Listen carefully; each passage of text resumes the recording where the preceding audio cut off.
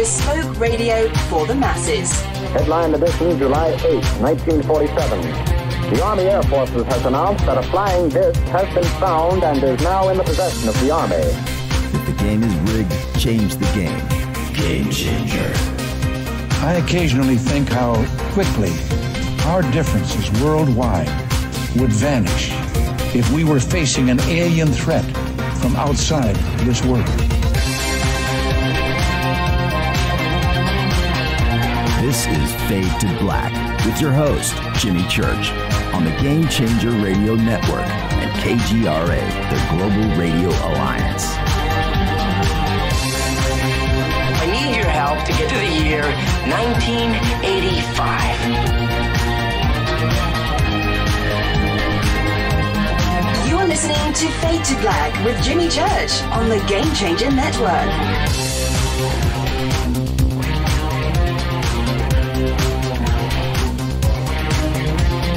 Good evening. Fade to Black.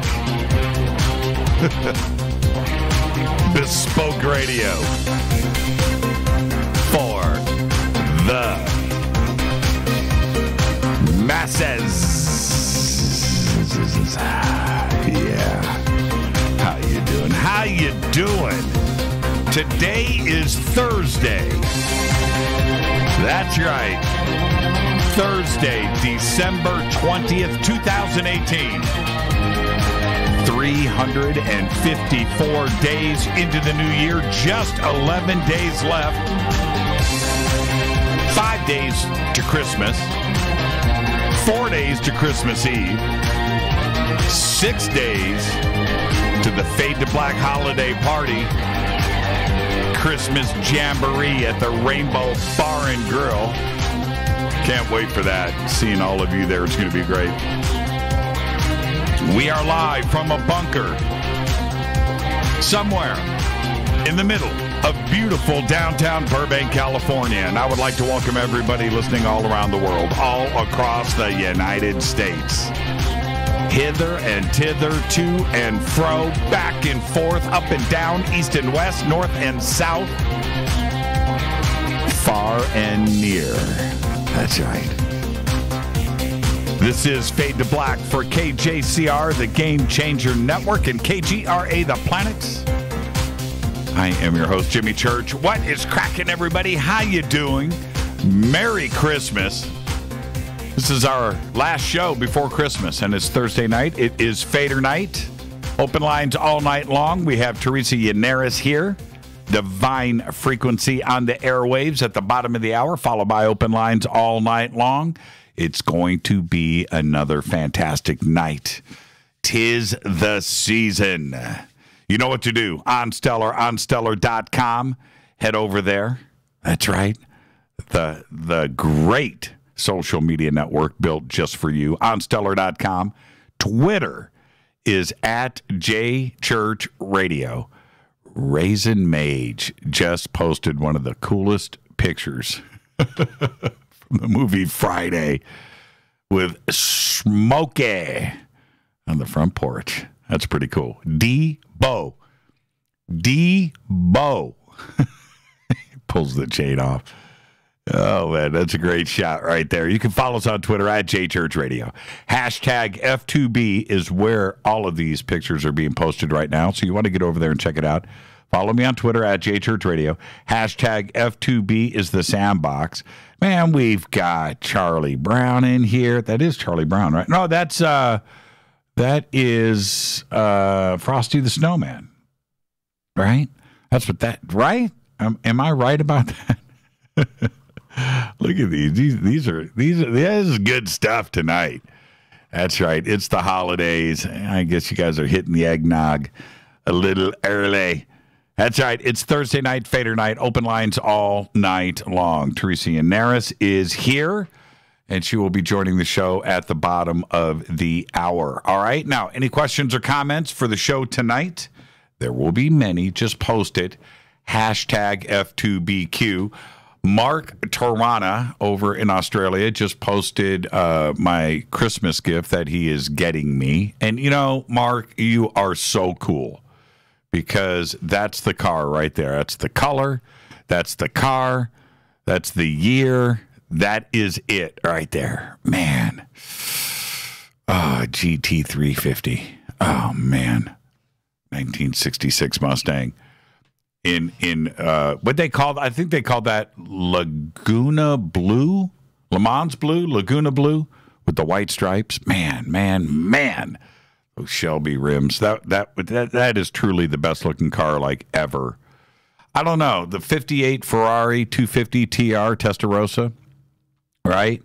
That's right up there. You know, when you get to the best looking cars ever in the history of everything, that's it right there.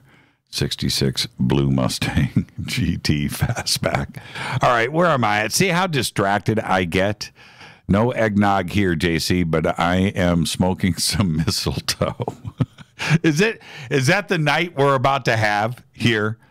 Is that what we're doing on Fade to Black? This is a Christmas show. This is a family show. Smoking mistletoe. Yeah. That magic mistletoe. You can email throughout the show, jimmy@jimmychurchradio.com. All right? .com. Go back, Lee Tappy. Yeah, okay. See, but that, what you just posted there, Mark, the Bullet Mustang, Steve McQueen, 1968. Different car. You know, cool car. I've got a model of one. I don't know if it's in here. It might be in Rita's studio. 68, which was a cool car, but it was bigger. You know. Anyway, man. See, you get me started on Mustangs, watches, or Fender Stratocasters. I just get distracted, and I apologize for that because I got to get to some breaking news. Crazy news day today, but I'm going to follow it up with some good stuff. Thank you, Renee. Which is this? It's been a crazy day in the news, in that the Secretary of Defense, James Mattis, quit today. That's right. I think he's going to try to last until February, but he's out. President Trump today orders half of our troops to withdraw from Afghanistan. That happened today. North Korea says it ain't dropping its nuke program. That happened today.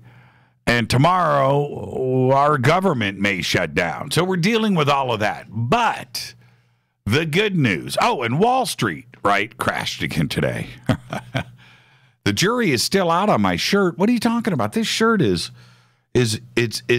fresh. It's fresh. It's quilted for the warmth. Come on. Whoa. I like this shirt. Wall Street crashed again today. But the good news is we've got cheap gas because oil plummeted again today here in California. Now, I want to hear from all of you on Twitter right now. Check this out. Here in California, gas has dropped down to about $3.09 a gallon. It's dropped like $1.50 in the last week and a half. That's if you shop for it. You can get it for about $3.09. And so what are you paying for gas? Bum me out. Right? Around the country right now, around the world. What do you guys... Jimmy's zippers. Yeah, I know. It's cool, right? Right? It's a cool shirt. What are you paying for gas? $1.86 in Texas? Are you kidding me? $1.86. That's like free. Jim Bahoric says it's $2.35. Where's that at? $2.35. Indiana, it's $1.97. Randy, the truth is now, says $2.77. $2.77 in Las Vegas. Wow. $1.89 in Arkansas. See, man, look at Twitter. Twitter is blasting right now. Okay, wait a minute. Let me get caught up here again. Yes, the shirt is a hoodie, Nancy. Yeah, you want the hood up? You want the hood up? The hood up? $250 in Chicago. Jim is in Pennsylvania. Wow, that is cheap. $2.37 in Illinois. Premium is $1.80 in Sydney per liter. So $3.60. That's about $3.60 a gallon in Sydney. $2.30 in Pennsylvania. That's Eddie in Pennsylvania. $2.05 in Columbus, Nebraska. Wow. $1.89 in Milwaukee. Arizona is in the $2.50 range, and that's from Dick. How you doing, Dick? It's good to hear from you. But, yeah.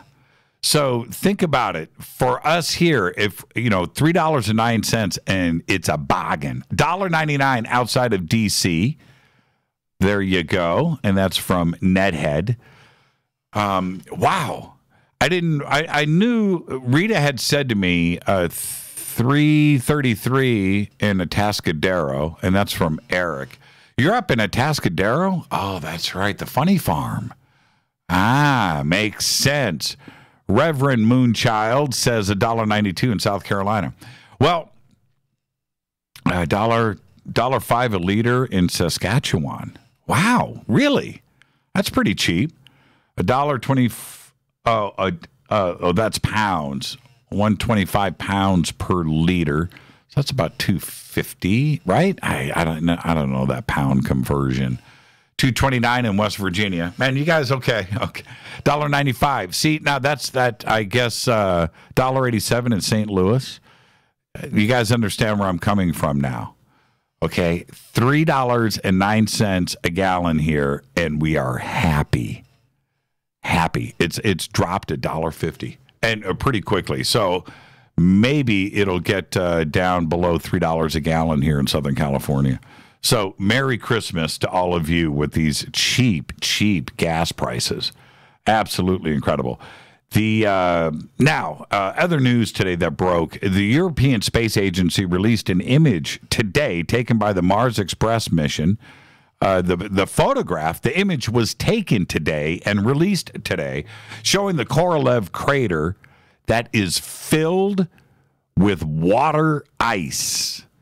It's an incredible image. The Korolev crater's ice is about 5,900 feet thick all year long. The crater, which is over 50 miles across, is just south of the northern polar cap. And the deep base of the crater floor is about 1.2 miles below its rim, chock full of water ice. And it's an amazing, amazing picture. And they posted, so with that picture, should be on the front of our Fade to Black Christmas card. With that, I'm going to say Merry Christmas. Justin says $2.65 a gallon in Buffalo, New York. Brian Connolly says Bud Lake, New Jersey's $2.35.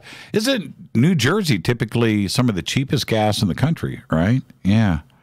So there you go. I think I got caught up. $2.29, West Virginia. That's from Kevin. Kansas City, Missouri, from Janet, $1.95. Yeah. I'm more than a little jealous. And John Sally, who posted this? John Sally. There you go. That was a cool picture. That was a cool picture, hanging out with John Sally last year. Thank you for that, Scott. All right, it's Thursday. It's Fadernight, and this is our last show before Christmas. Obviously, Monday is Christmas Eve. Tuesday is Christmas, so we're taking those 2 days off, of course. I don't have Coast to Coast this weekend. That's another good thing. And then Wednesday, no show on Wednesday because we're having our Christmas party at the Rainbow Bar and Grill. Okay, and speaking of that party is December 26th, and you can send me an email. I got a bunch today. You can send me an email, Jimmy@jimmychurchradio.com. If you're going to be attending our party, just let me know. We'll get you on the guest list, and let me know if you're going to bring anybody with you too, +1 and whatever, +4. But do let me know, okay? And Jimmy@jimmychurchradio.com. It's at the Rainbow Bar and Grill on the Sunset Strip right here in Hollywood, California. And it's going to be a great night. You're on the guest list. Just show up and and no charge to get in. Cash bar, normal dinner menu there. It is the Rainbow Bar and Grill. I wish I could buy dinner for all 200 of you, but you do the math on that. And drinks. But come on by. All right? Come on by. It's going to be great. And if I started dropping some of the names, I'm not going to do that. Dropping some of the names of our friends that are going to be there. Just show up. It's going to be really, really cool. All right. And then right after that, 2019 Conscious Life Expo at the Los Angeles LAX Hilton. All right. This year we are celebrating the 50th anniversary of Chariots of the Gods with Eric Von Daniken. I'll be hosting the panel with Eric on Friday night, opening night, with Eric, Linda Moulton Howe, Jason Martell, Billy Carson, and David Wilcock. And there you go. So that'll be Friday night. And, of course, George Norrie, who is there every single year, and he's going to have his events going on, the Coast to Coast get-together that he does. And, of course, he hosts the panel on the George Norrie panel on Saturday. Nassim Haramein is there this year. So is Robert Schock and Daniel Brinkley and Grant Cameron. Julia Mossbridge. I'm really looking forward to hanging out with Julia. And, of course, our very own Teresa Yanaros is going to be there. 50 other speakers are presenting.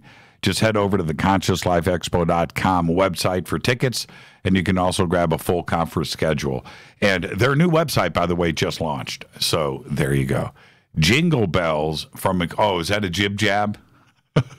Is that a jib? Oh, those are funny. Those are funny. All right, where am I at? Don't forget to subscribe to our podcast. It is just $2 a month. Over 950 archive shows right there. Click on the podcast banner over at jimmychurchradio.com. And don't forget, you can also become an official Fadernaut over in our membership section on the site. Very simple to do. Click on it and go become an official Fadernaut. You can do whatever you would like to do. Let's get the show cracking. Got a lot to do. Teresa Yanaros is with us at the bottom of the hour.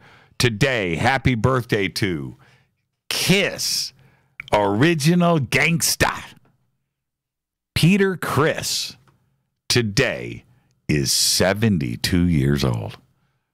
Unbelievable, right? 72 years old. Jonah Hill today is 34. Do you know his dad was the accountant for Guns N' Roses? I bet you didn't know that.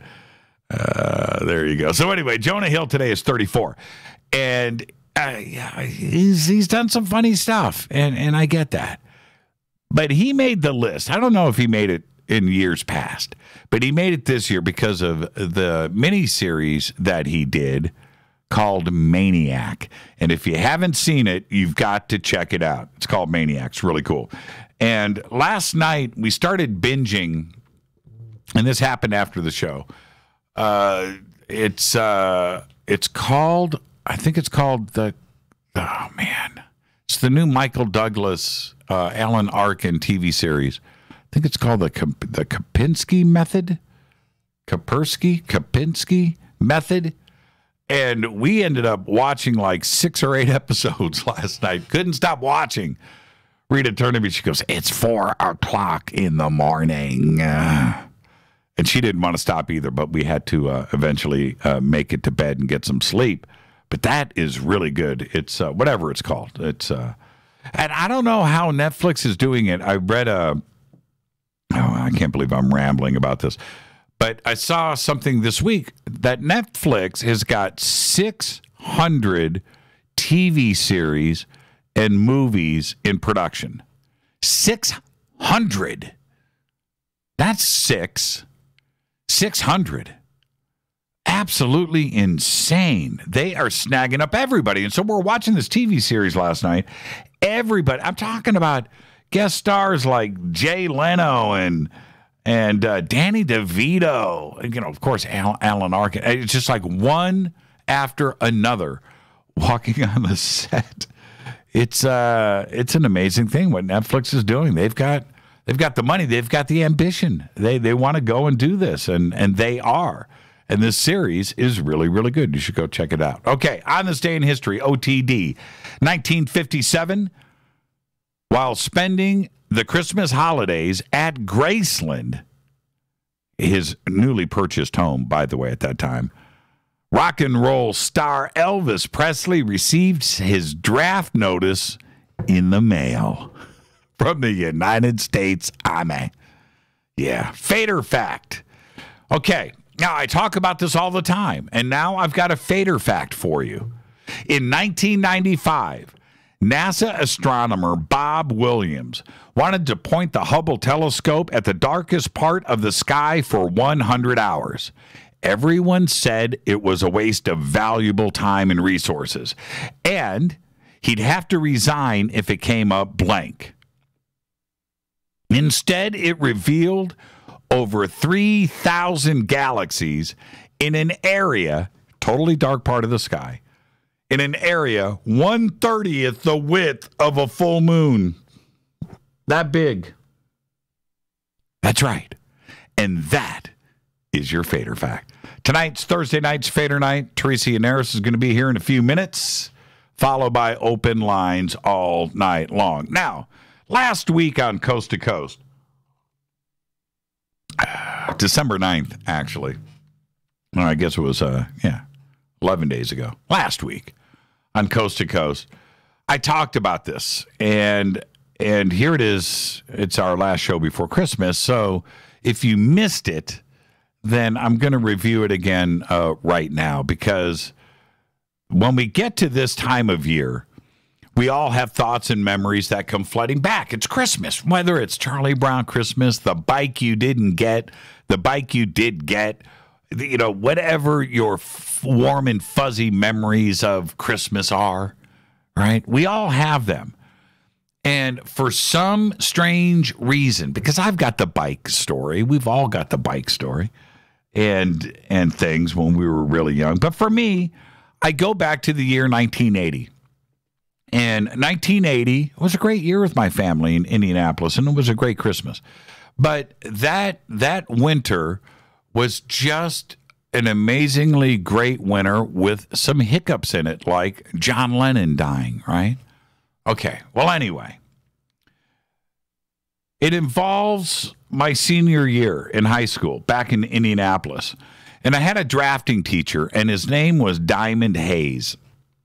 And I was really advanced in drafting at the time, and Mr. Hayes had arranged for me to take 3 drafting classes in a row before lunch. I was too advanced in drafting to take any. They didn't have any classes for me.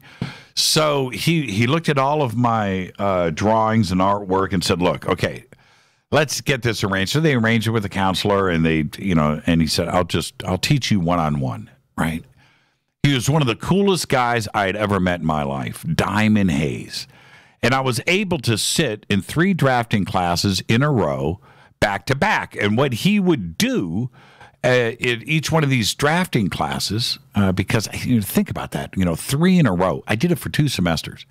And he would do this music education before each class. So I got that 3 times a day, 5 days a week for 2 semesters. And he would talk about music, and he would introduce something, and it might be jazz, it might be rock and roll, some experience of his. He would play an album. Some days he would just play the radio and things. But he was just a very dynamic guy, one of the coolest guys ever. And he really influenced me. And that winter was just an amazing winter. And I got to listen to all of this music. And so now, today, I just think about those days. Anyway, he was just a different guy. And he would teach. He really loved what he did. He was cultured. He took care of his students. It was just amazing. And his passion and his influence continues with me to this day. But about a year later, and it was during Christmas, I was walking across this parking lot in Indianapolis. Snow falling, snowstorm, snow deep. And instead of walking on the sidewalk and taking the lawn, I thought, man, I'm going to cut across this empty parking lot. Big, giant parking lot. And I'm walking across this parking lot, and up in front of me, walking towards me in the snowstorm, I see this dark, somebody walk, and we're walking towards each other. Whoever this is taking the same shortcut that I am, except we're walking towards each other. And I walk up, and we meet. It's Diamond Haze. Diamond friggin' Haze. I couldn't believe it. And we sit with the snow falling, and it's cold, and we start talking. He's like, Mr. Church, how are you? And I said, man, I'm working at Bell Laboratories because of you. I got this great thing going on, and life is good. He's like, man, congratulations, it's great. And I'm like, oh, what about you? How's school going? He goes, man, I'm retired. And I freaked. I thought, you can't do that. You were the greatest teacher ever, but he had retired. And fate brought us together that day, that Christmas, in the middle of this empty parking lot, freezing cold, snow. What were the odds of doing this? Indianapolis is a city, right? And this guy that changed my life, set me on course, and made me who I am today. And we shook hands, and he was like, it's great seeing you, man. I was like, it's great seeing you too. All right. And I watched him walk away. I just stood there, Diamond Haze, into the snow. I never saw him again. I never saw that man again. So here I am today talking about Diamond Haze, 40 years later. I'm now 55 years old, right? Think about that. And so those songs from that winter of 1980 played in drafting class that I just can never get out of my mind, and it just takes me back to that Christmas.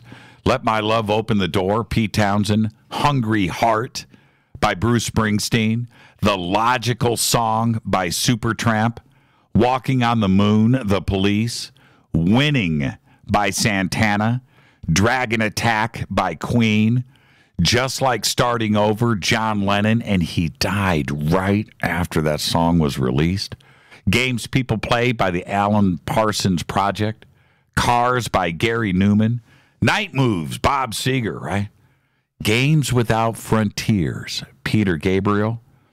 And the one that I just never escape, and it's That Girl Could Sing by Jackson Browne.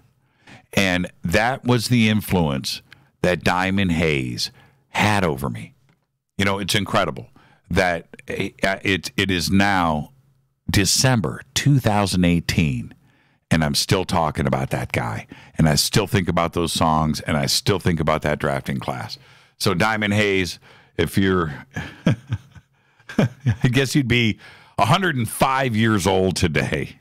But I know you're up there and you're listening and you're laughing right now.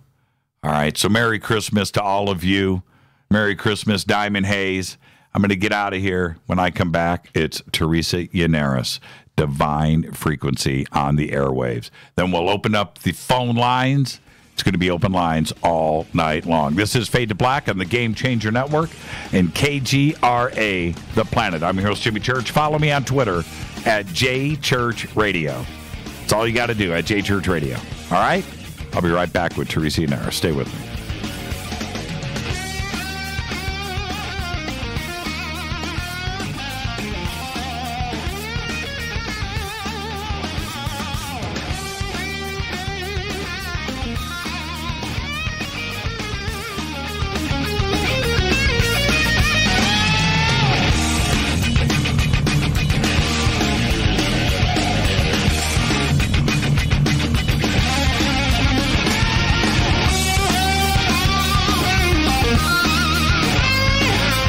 This is Nicole Church, daughter of you-know-who, and you're listening to Fade to Black on JimmyChurchRadio.com and the Game Changer Network.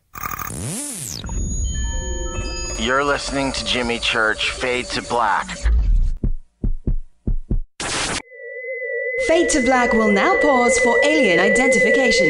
The station that talks the net. KGRA Radio.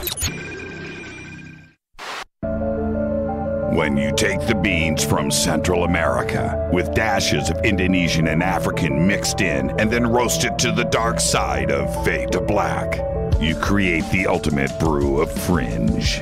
Introducing the Fade to Black blend from Rivermoon Coffee. Yes, Rivermoon's darkest customized roast was created for the love of Fade to Black. The alchemy of masterful roasting and smoking the beans is in every sip of this full-bodied, dark Java. I need my coffee dark, deep, with distinct bittersweet chocolate highlights, just like the bunker. Leaning further into the darkness of the roast is Fade to Black blend from Rivermoon Coffee.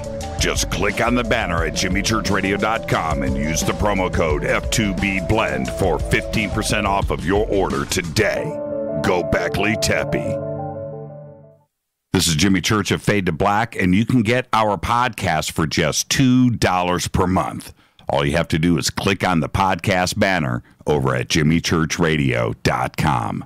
Hi, folks. It's a holiday season with hope in the air. Things to look forward to and no time for despair. Health can be a challenge, and so can the mail. So Get the Tea wants to help you by giving you a sale. Buy 2 months of Super Tea and get 1 month for free. No limit. That's buy 2 months of Super Tea and get 1 month free. That's a savings of $35. Where? GetTheTea.com. That's GetTheTea.com. Scroll down on the front page and find the Buy 2, Get 1 free ad. Click it and save. Orders over $100 get free shipping. Send the gift of life.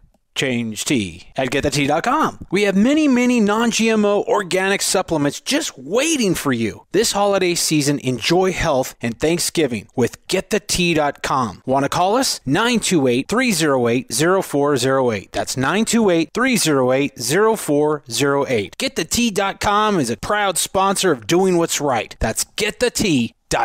9 out of 10 geneticists agree.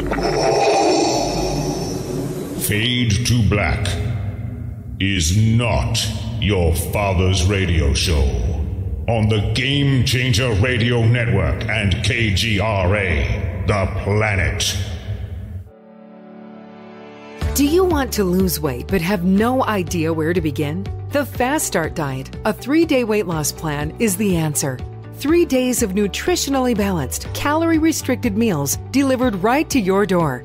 No shopping, no measuring, and no cooking. Everything is prepared for you and ready to eat at home or on the go. The Fast Start Diet has all the amazing benefits of intermittent fasting without starving. We've helped thousands of people who have struggled to reach their weight loss goals. Isn't it time we helped you? With the Fast Start Diet, you'll lose weight and feel great. Find Fast Start Diet on Amazon or go to faststartdiet.com and use promo code TALK to get 10% off your first box. And as a special bonus, Fast Start will include their #1 rated Lipo3 appetite suppressant spray free with your order. This is Jimmy Church. And whatever your diet plans are, do what I did. Go to faststartdiet.com. Hi, this is Rob Reiner from Anvil, and you're listening to JimmyChurchRadio.com. What's up? I'm Chris. What up? This is Kyle Massey, and you're listening to Jimmy Church Radio.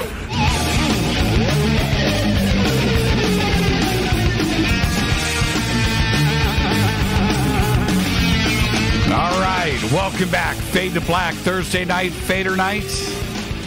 And do you know what time it is? It's time for Teresa Yanaros and Divine Frequency on the Airwaves. Take it away, Teresa. Hi, this is Teresa Yanaros at Divine Frequency. Thank you, Jimmy. Thank you, Rita. Thank you, Fadernauts. How are y'all doing tonight?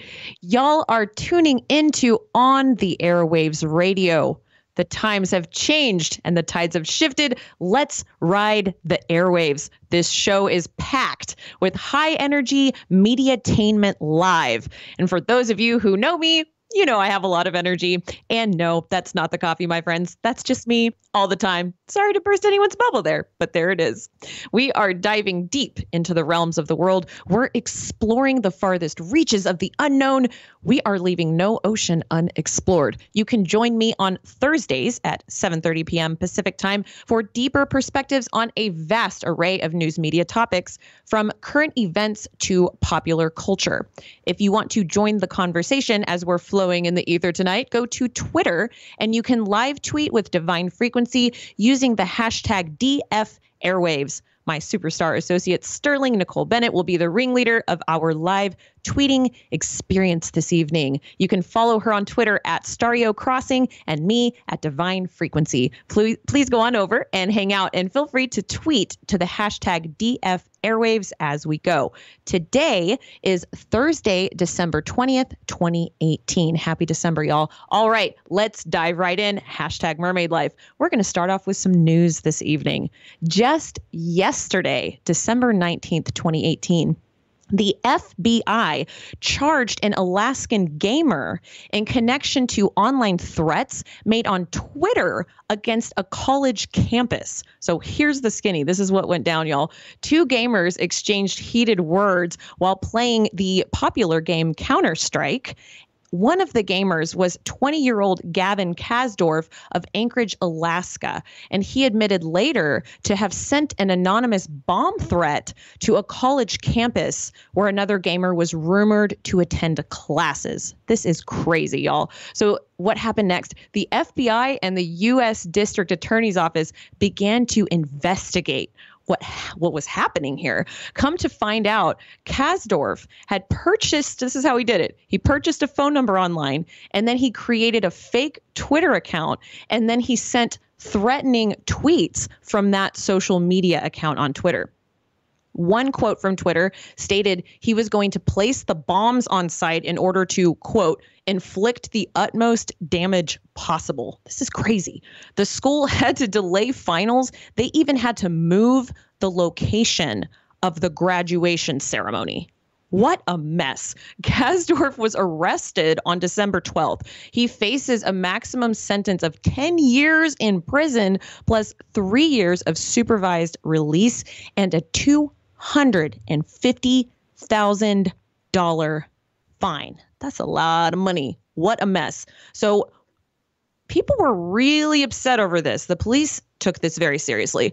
William McSwain, he's the U.S. Attorney for the Eastern District of Pennsylvania. This is a quote from him. He said, "This is not a game. This is not a joke. If you make threats like those here, no matter who you are or where you go, we will figure out what you did. We will hunt you down and hold you accountable." Wow. So people online are not safe, right? December 18th, 2018, Jill Burke, who's an investigative reporter for KTUU, she reported on the court hearing. In the article, you can actually see where the artist had drawn the person, Kasdorf. And she quoted, "In court, Kasdorf was portrayed as an isolated and paranoid young man, polarized by politics and someone who fears minorities and liberals." Burke stated that Kasdorf had multiple run-ins with law enforcement and the FBI over the years. They were able to make multiple connections, get this, y'all, between Kasdorf and other bomb threats made against other universities as well. And this is something that I thought was really interesting about this story. I don't know if you guys have ever heard this term before, swatting. So Burke, the investigative journalist, explained that, quote, "The May 2018 threat to Lafayette College was something called swatting, which is a cyber attack where the computer technology and social media platforms are used in an elaborate anonymous hoax to warn of an impending but fake threat of violence." This is crazy. What a total commotion. And was it worth it? When you think about these two guys online playing Counter-Strike, why do you have to take this to Twitter? Why do you have to take this out into the real world where people are trying to graduate from college?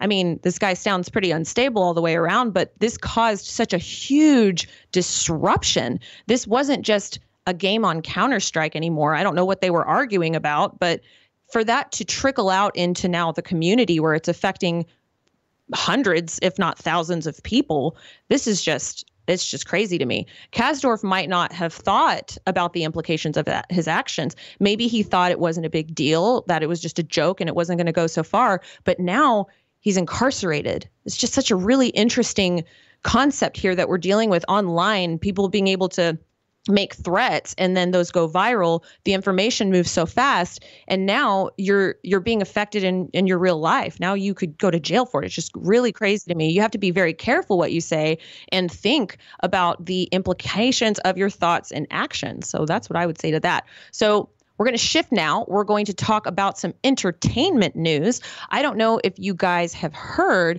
but there's a new documentary in town, and Isetti Ranch is the focus of it. The name of the documentary is Contact Has Begun 2, the James Gilliland story continues. There's a first one that if you haven't seen, go watch it, but this is the second one, part 2, that's out. Sterling is going to drop the link into TweetDeck right now, #DF Airwaves. So if you'd like a link to that YouTube video, go on over there to Twitter and you can find it there. You can also find it if you go to Isetti.org. That's ECETI.org. So what's really cool about Isetti Ranch, which is, it stands for Enlightened Contact with Extraterrestrial Intelligence Ranch.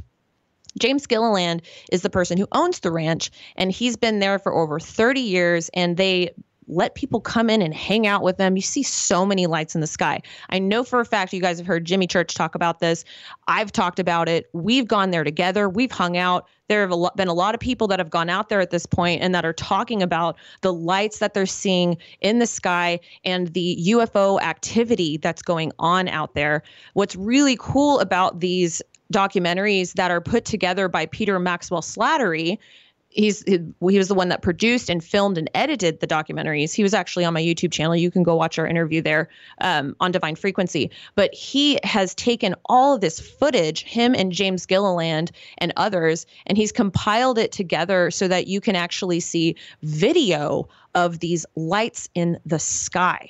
So this part 2 of the documentary is featuring James Gilliland, Billy Carson, Kathy Wittenberg-Lydahl, Jason Gleaves, Jimmy Church, John Vivanco, Jordan Sather, Kenzie Casmer, Peter Maxwell Slattery, Rob Freeman, Steve Murillo, and yours truly, Teresa Yanaros. So go and check that out. I'd love to hear your thoughts on what you think there. And then also, if you go back and watch the first one, that one was a really excellent documentary as well. I watched that one with my mom and we had a lot of really great conversation. Those are really fun documentaries to take and share with your friends who are maybe not even into UFOs at all, because you can actually see video of the lights in the sky, which I think is incredible.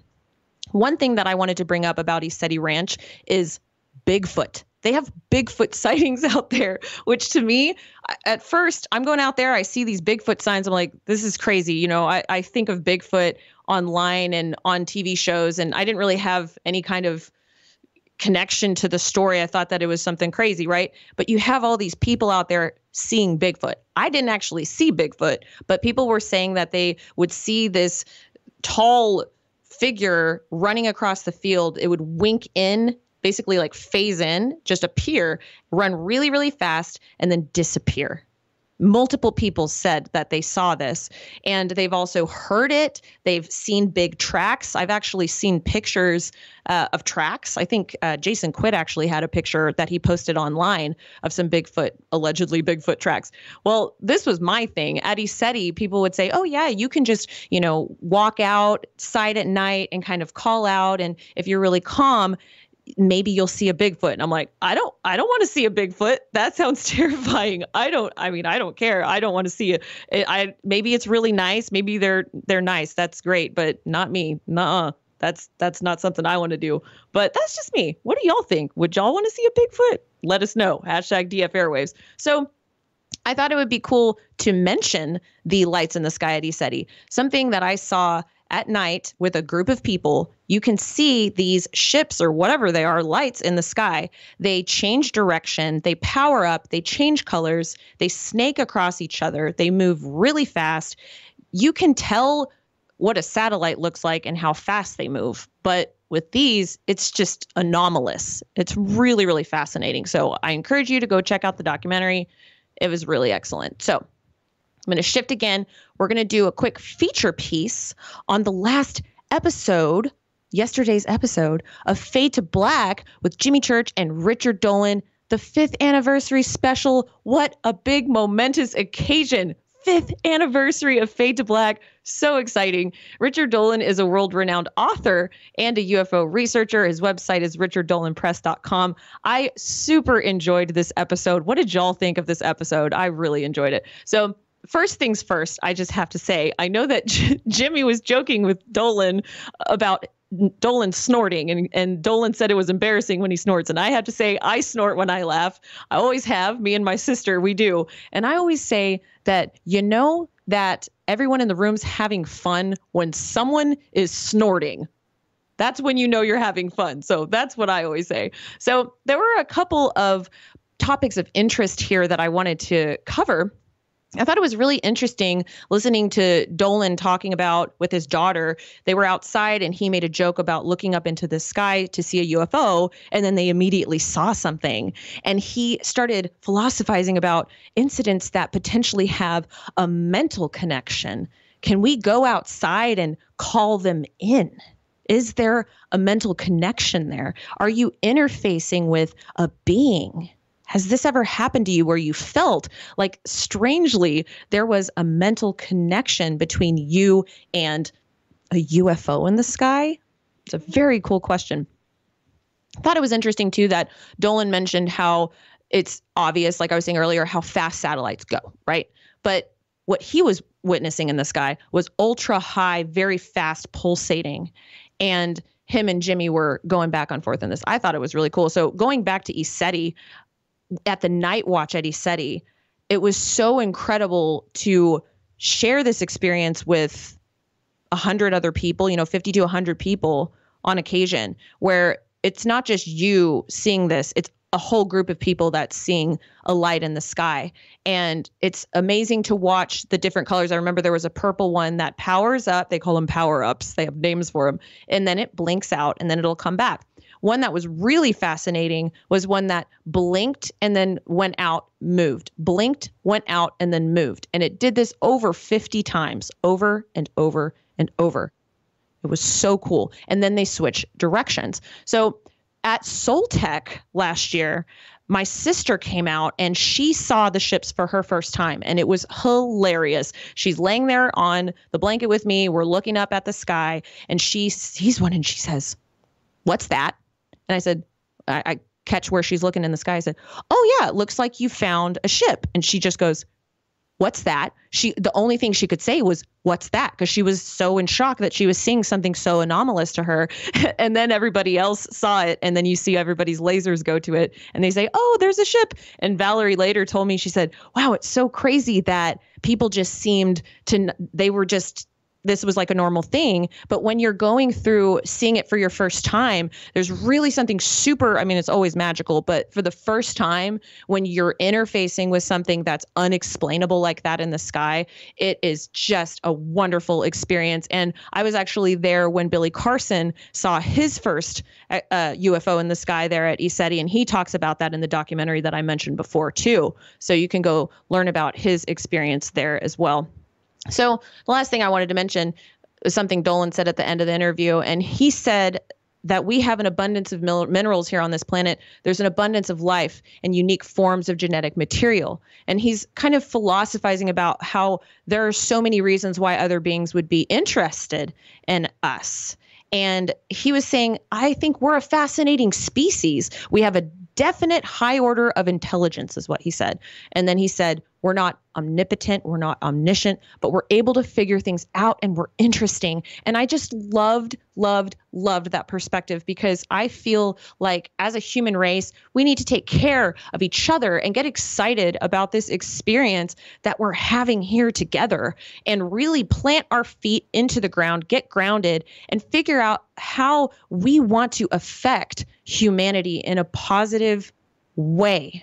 And so, yes, I just wanted to say, I wanted to bring this home. As we close down 2018, I'm feeling just so much gratefulness in my heart to see this 5th anniversary special last night of Fade to Black. I've been listening to Fade to Black for many years. I remember cooking in my kitchen years ago at night. I would listen to Jimmy on the radio with so many different people. And I met Jimmy a couple of years back. I met Rita a couple of years back too. And it's just been such an incredible experience. And something that everybody needs to know now is 2018 was a huge year for Fade to Black with Soul Tech, with that amazing conference that was my favorite conference that existed.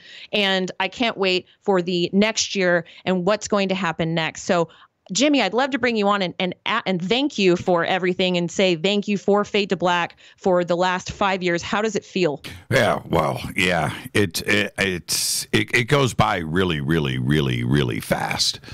And it's been like a blink of an eye because in a lot of respects, we were just shot out of a cannon, and we never really had a chance to, stop and take a look around and see what's going on. It's just been right. It's been a tremendous ride.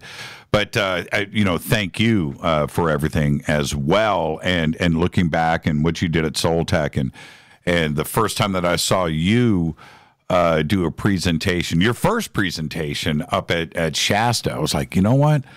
And Rita and I, watched you from the back of the hall and went, you know what? There's somebody with a gift right there, that wants to teach.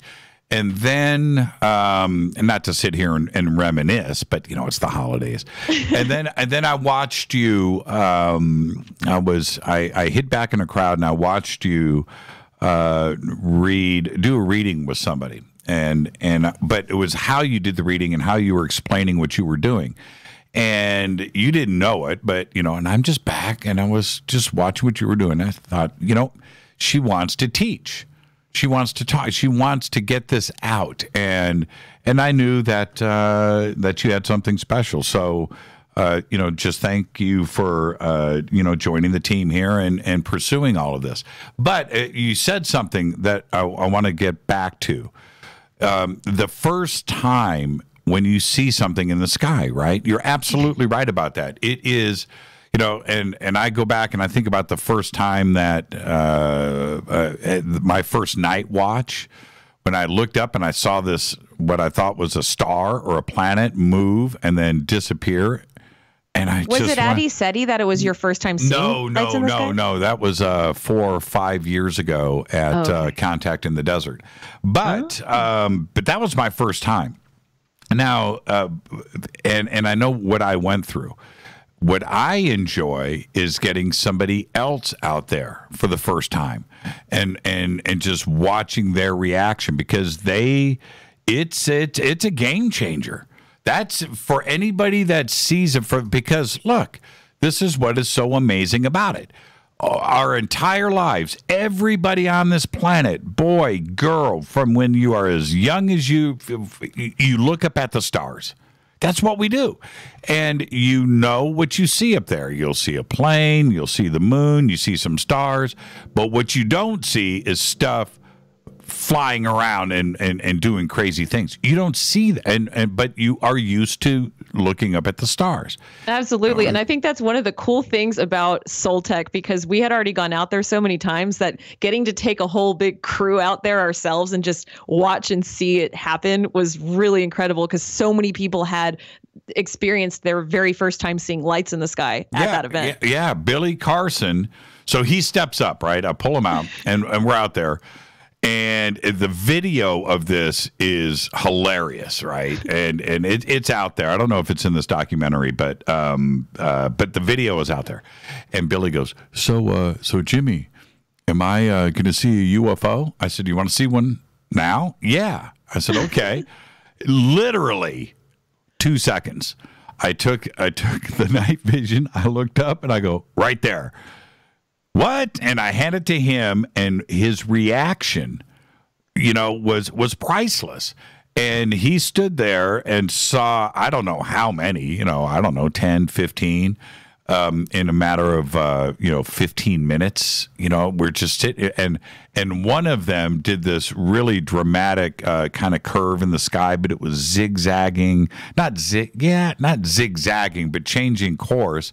And it made this turn and then stopped. and then just parked itself.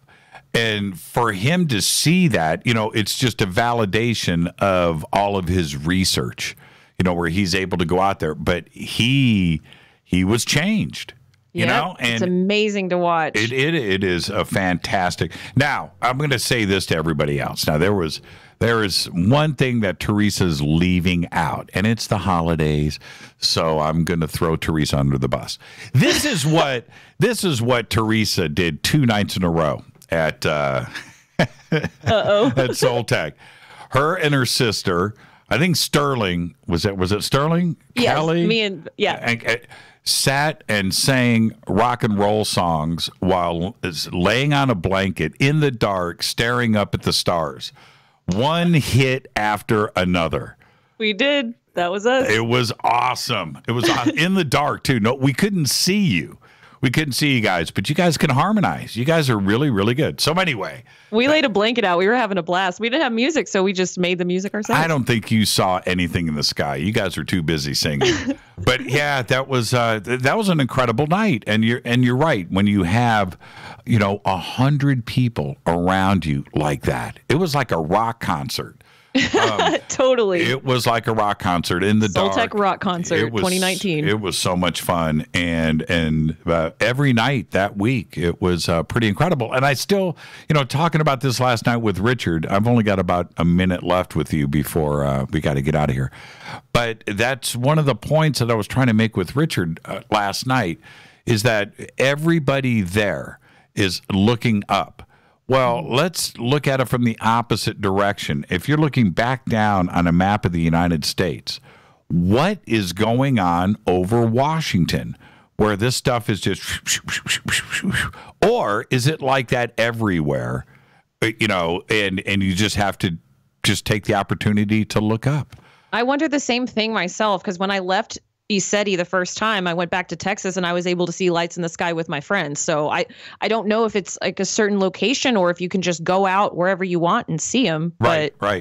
We should test it. I've been doing it over at our house here in the Valley with our night vision. Nice. And it's not like, ECETI or Sedona or Joshua Tree, where it's just, bananas, Mount Shasta. But if you take the opportunity to just look up, you will see something. LA aliens. Well, LA aliens. Here we've got so much light pollution. See, that's the thing. Right. It's when you go out to Joshua Tree, Joshua Tree is pretty incredible. When you look up, you see the Milky Way. You see the colors. You see the so bright, red and blue, and it's just unbelievable.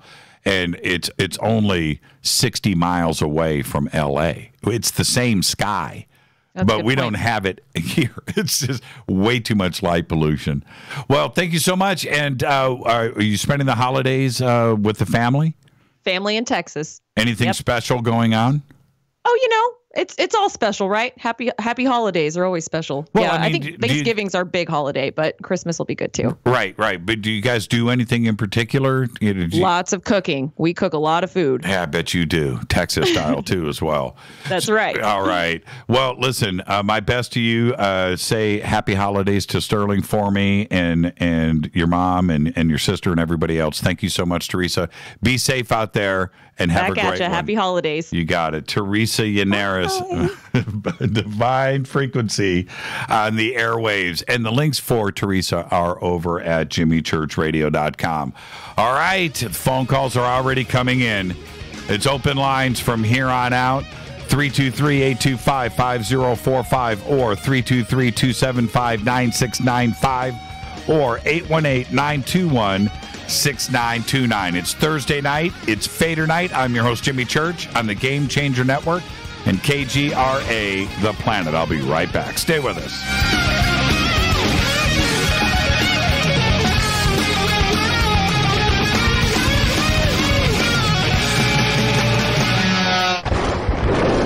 This is Fade to Black with Jimmy Church on the Game Changer Radio Network and KGRA, the Global Radio Alliance. This is KGRA Digital Broadcasting Station, Salt Lake City, Utah, Van Buren, Arkansas.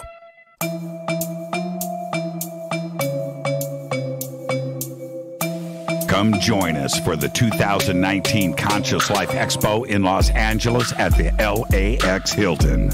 This year, we are celebrating the 50th anniversary of Chariots of the Gods with Eric Von Daniken, and I'll be hosting the panel with Eric, Linda Moulton Howe, Jason Martell, Billy Carson, and David Wilcock.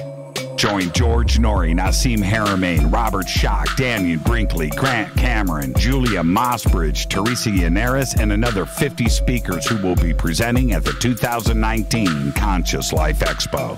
Just go to ConsciousLifeExpo.com for tickets and a full conference schedule, or click on the CLE banner at JimmyChurchRadio.com. Go back, Lee Tappy.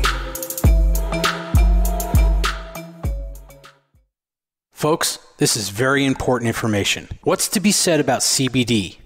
AncientLifeOil.com. Our CBD is made from hemp and has 0.003 THC, which means this wonderful product won't get you high, no matter what amount you take. What does CBD do for the body? My hands are tied. But you can Google CBD benefits and be astounded. When you're finished reading, you'll want to log on to AncientLifeOil.com. That's AncientLifeOil.com and purchase. Life is good when you feel good. People are tired of pain. People are asking for non-GMO organic products to help them with, you fill in the blank. Legal in 49 states, and again, our CBD is made from hemp. Ancient Life Oil is about helping people one by one by one. If you wonder how good the product is, the CEO takes it every day without miss. AncientLifeOil.com. That's AncientLifeOil.com. Have a great day.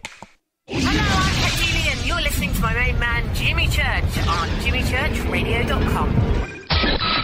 Hi, this is Ray Hobbs here, repping the planet, and you're listening to my good friend, Jimmy Church, Fade to Black, on the Game Changer Network and the KGRA Digital Broadcast Station. This is Toby Kebbell. You're listening to JimmyChurchRadio.com. Don't hurt me, Jimmy. I'm only little. Hey, I'm Adrian Grenier. And this is Ari Gold. We're the Honey Brothers. Yes. We are of the Honey Brothers. Hey, I'm Adrian Grenier. And I'm Ari Gold. We're the Honey Brothers. And you're listening to Jimmy Church. The Revolution. Reclaim your active lifestyle with Angioprim. Angioprim is the original liquid oral chelation supplement. Chelation helps remove toxins, heavy metals, and cholesterol in your veins and arteries that can cause blockages. Scientific research proves the active ingredient in Angioprim has superior oral chelation action that helps promote cardiovascular health. Find out more. Go to angioprim.com. Talk to a trained consultant by calling Angioprim toll-free 877-882-7221.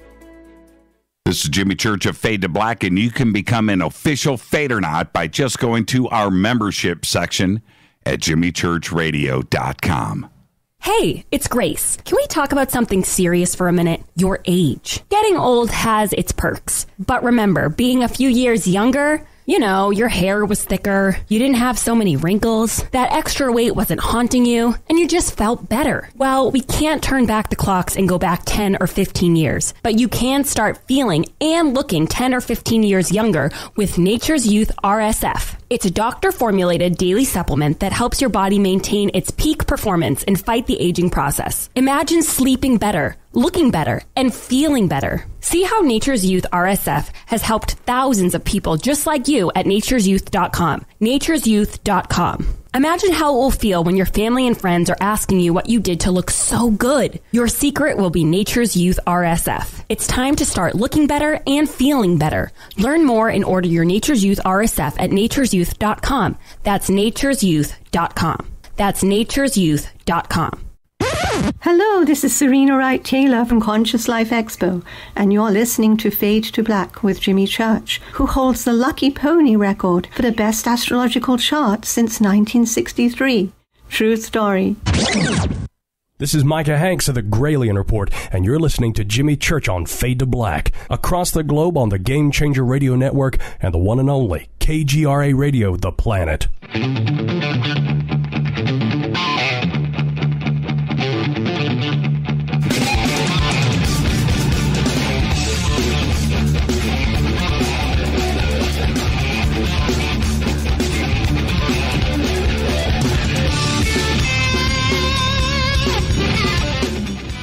Welcome back. to Black. I am your host, Jimmy Church. Thursday night, Fader night. Merry Christmas, everybody. It's our last show before the holidays kick in. Not only this weekend, Monday's Christmas Eve, of course, Tuesday is Christmas. So Merry Christmas to all of you. The phone lines are now officially open. 323-825-5045 or 323-275-9695 or 818-921-6929. That's what I get. The stutter there, and you're watching me on the bunker cam. You can see that I'm tweeting and attempting to talk at the same time.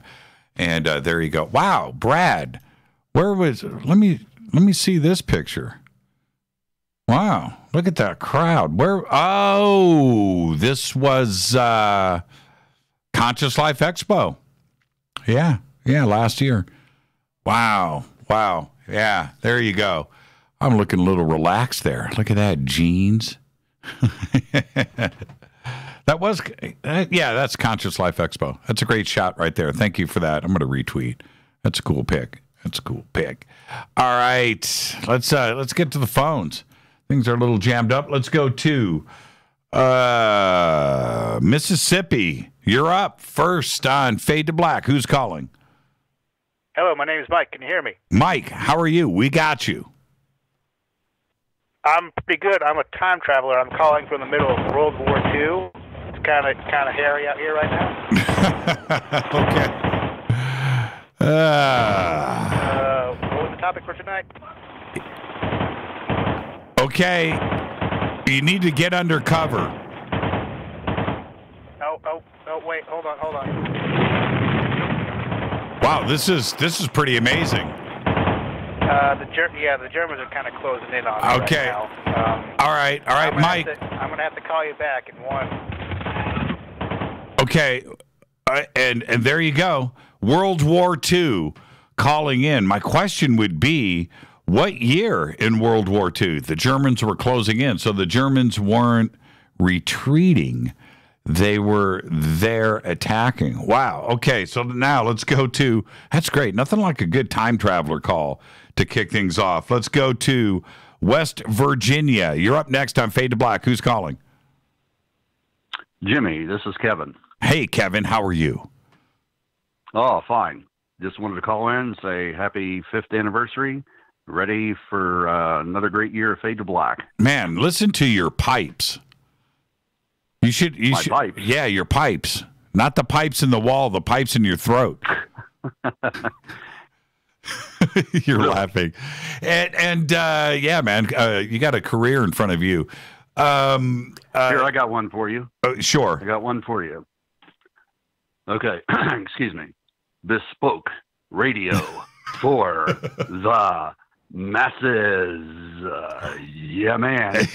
What's cracking, everybody? Well done, my friend. Well Thank done. you. Well done. So are you ready for the holidays, Kevin? Yes, I'm ready, Jimmy. What are you going to do? Do you guys have anything special planned? Just chill out, visit friends, and, the usual.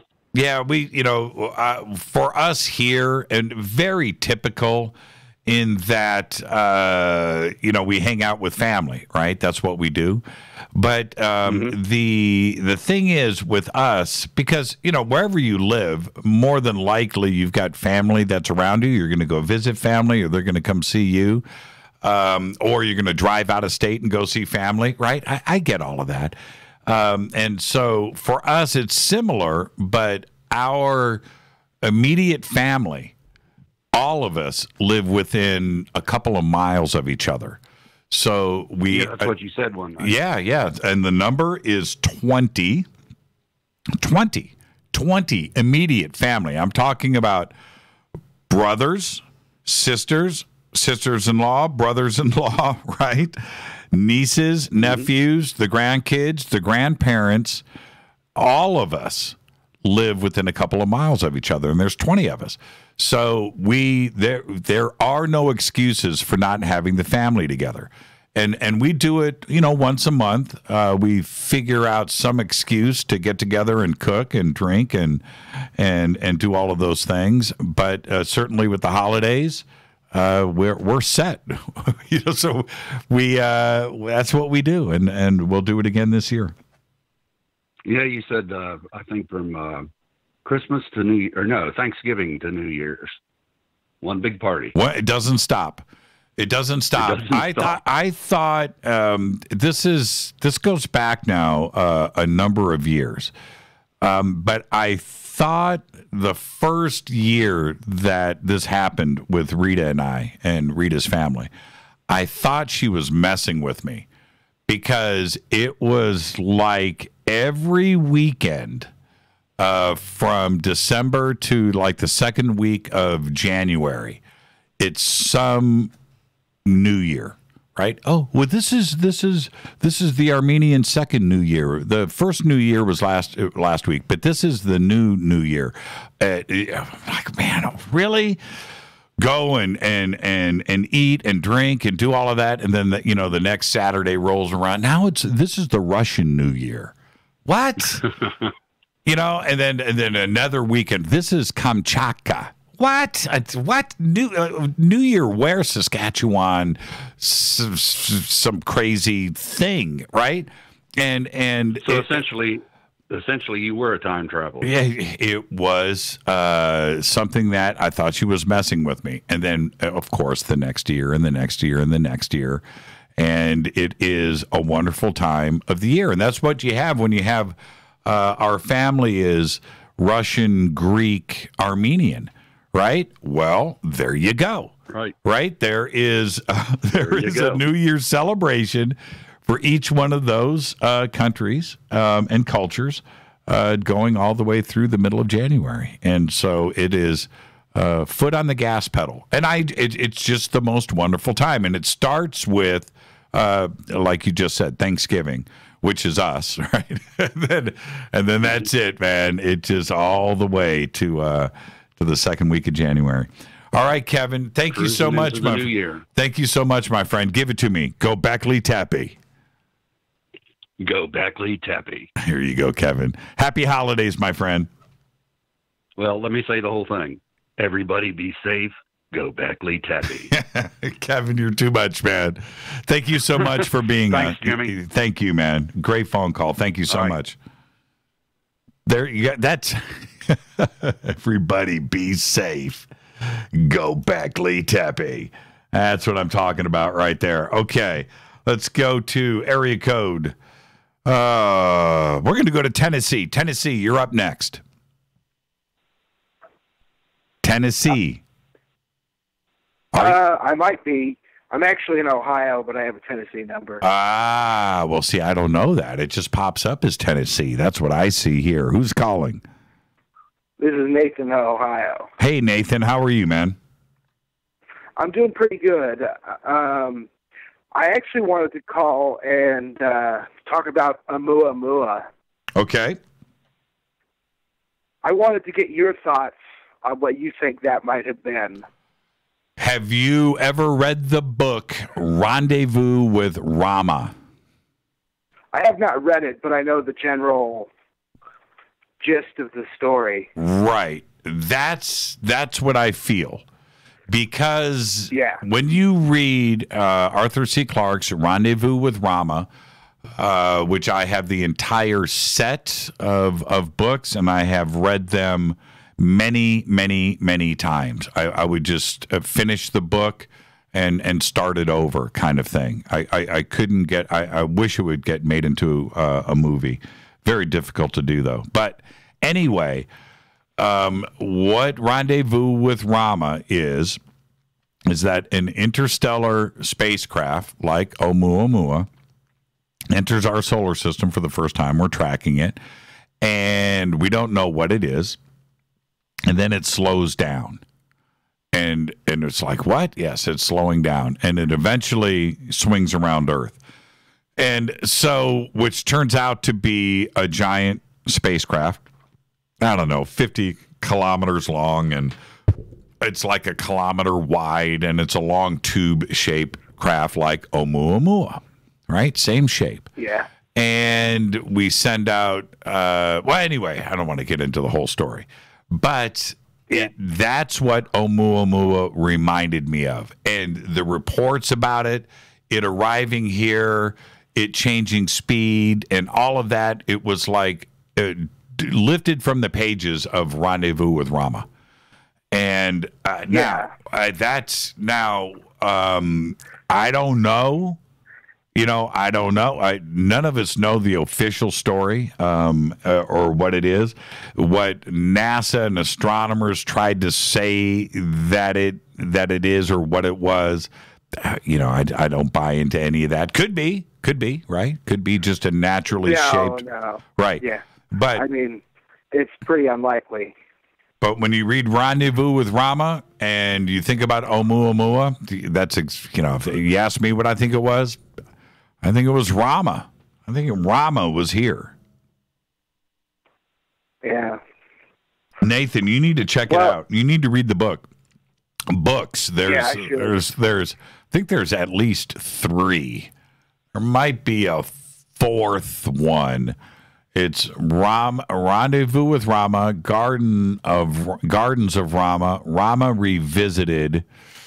Man, I can't remember. I want to say that there was a 4th, but you should check it out. So, and what they did is the first one was a drive-by, then Rama came back. But then the drive-by, we sent out a space shuttle to it, got inside of the craft and checked it out.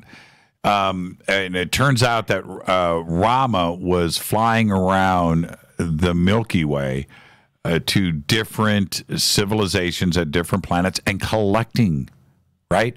And eventually they all went to this giant cluster of other Ramas that were coming in from around the universe and docking at this giant spaceport, and everybody was offloaded. And it's and I don't want to give any of it away, but that's what Rama was. Could Oumuamua have been that? That's what I'm going right there. If there's a possibility of it being something, I'm going in that direction. Yeah. I just know that they say nothing like that has happened in recorded astronomical history. Nope. And it moved so in such a funky way. I mean, they couldn't even figure out why it was tumbling or why it was flashing or why all the stuff. Well, it came in, turned, increased speed, and split. Went right around Earth. It's just like, wait a minute, around our sun, and then left. And it did it pretty damn quickly too, as well. When you think about how many years it takes for, Voyager or any of our other stuff that we send to Jupiter or whatever, and Voyager 2 just left the solar system. It just left. It just went interstellar on November 5th last month. How long it takes. Right. Oumuamua came in and split like right away. 10 months or something. Yeah. I mean, it was just here and gone. Pretty incredible. Yeah, well, thanks, Nathan. Jimmy. Yeah, absolutely, Nathan. Happy holidays to you, man. Same to you, Jimmy. Thank you so much. Nathan in Ohio. Okay. Oumuamua. I'm telling you, if you haven't read the books, Rama, Gardens of Rama, Rama Revisited, read them in order, and that's a game changer. Arthur C. Clarke, visions, man. He knew the future, and Oumuamua, its shape, its description, how it did it, I'm telling you, it was like lifted from the pages of Arthur C. Clarke. Absolutely incredible. Okay, let's go to Missouri. Missouri, you're up next on Fade to Black. Who's calling? Gobekli Tepe. Oh man, is this going to be a Gobekli Tepe kind of night? I just wanted to say it because as far as I understand the reason why you actually say that, is for an author's work is now legitimized by the fact that Göbekli Tepe has been found and been dated to 10,000 plus years ago, and so it validifies his work. Is that correct? Could be. I would say that is, yeah, I guess that would apply in this case, right? And the more that you say it, and the more that you bring it into recognition, it then validates, right? Right. Yeah. So I'm doing my part. Jimmy, because in some weird kismet, speaking of Hindu, your tonight's subject absolutely goes along with what I am drawing a conclusion to. I use fractal science and math, which I was in the military for my math skills, so there's my vetting on that. And I see a very different picture using information, fractal information. And I'd like to ask you, have you read Dr. Jacobs' most recent book? I have it. I've read parts of it, yes. Okay. So, Jimmy, there are certain pieces of fractal information that happen in this movement that I call megafractals. I don't know if that's already coined somewhere, but I personally call them megafractals. How so? And what they are. Yeah, exactly. Because they're a piece of information that when you hear them, they run so smoothly into your soul that you know that they are correct. Okay. Right? Right. Okay. So do you know who Terry Lovelace is? Yes. Okay, Terry Lovelace just wrote a book, and in there's an instance where he describes the woman coming to him and him sitting at the kitchen table. Do you know what I'm talking about? Yes, I do. Okay. Terry's been on the show, if you want to go back and listen to his interview. Oh, I absolutely caught it, Jimmy. Oh, okay. I absolutely got it. I just wanted to make sure that you and everyone else knows of what we're talking about here. She made a reference to him, Jimmy, that was an absolutely frightening fractal of information.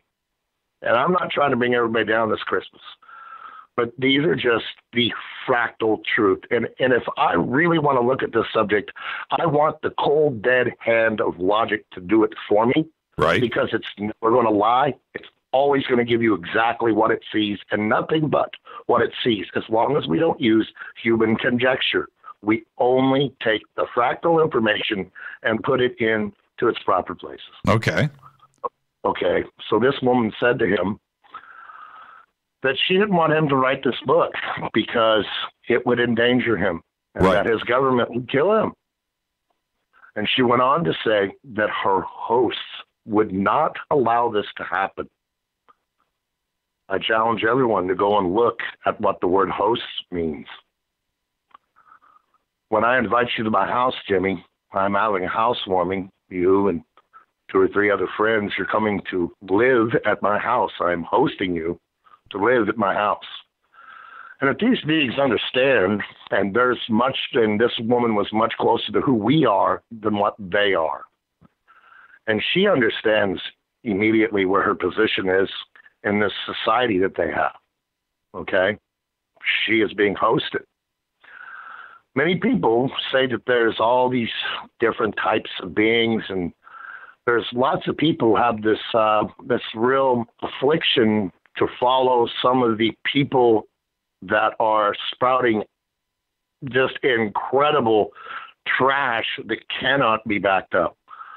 And I'm going to say a name because it's just incredible the things this guy says, and I don't believe a word he says, and it's just me. So let me do your own work. That's Corey Good. People like him are taking people down the wrong road. So I've done a piece of information that I need you to go and read Dr. Jacobs' new book. In there, a woman who is a teacher.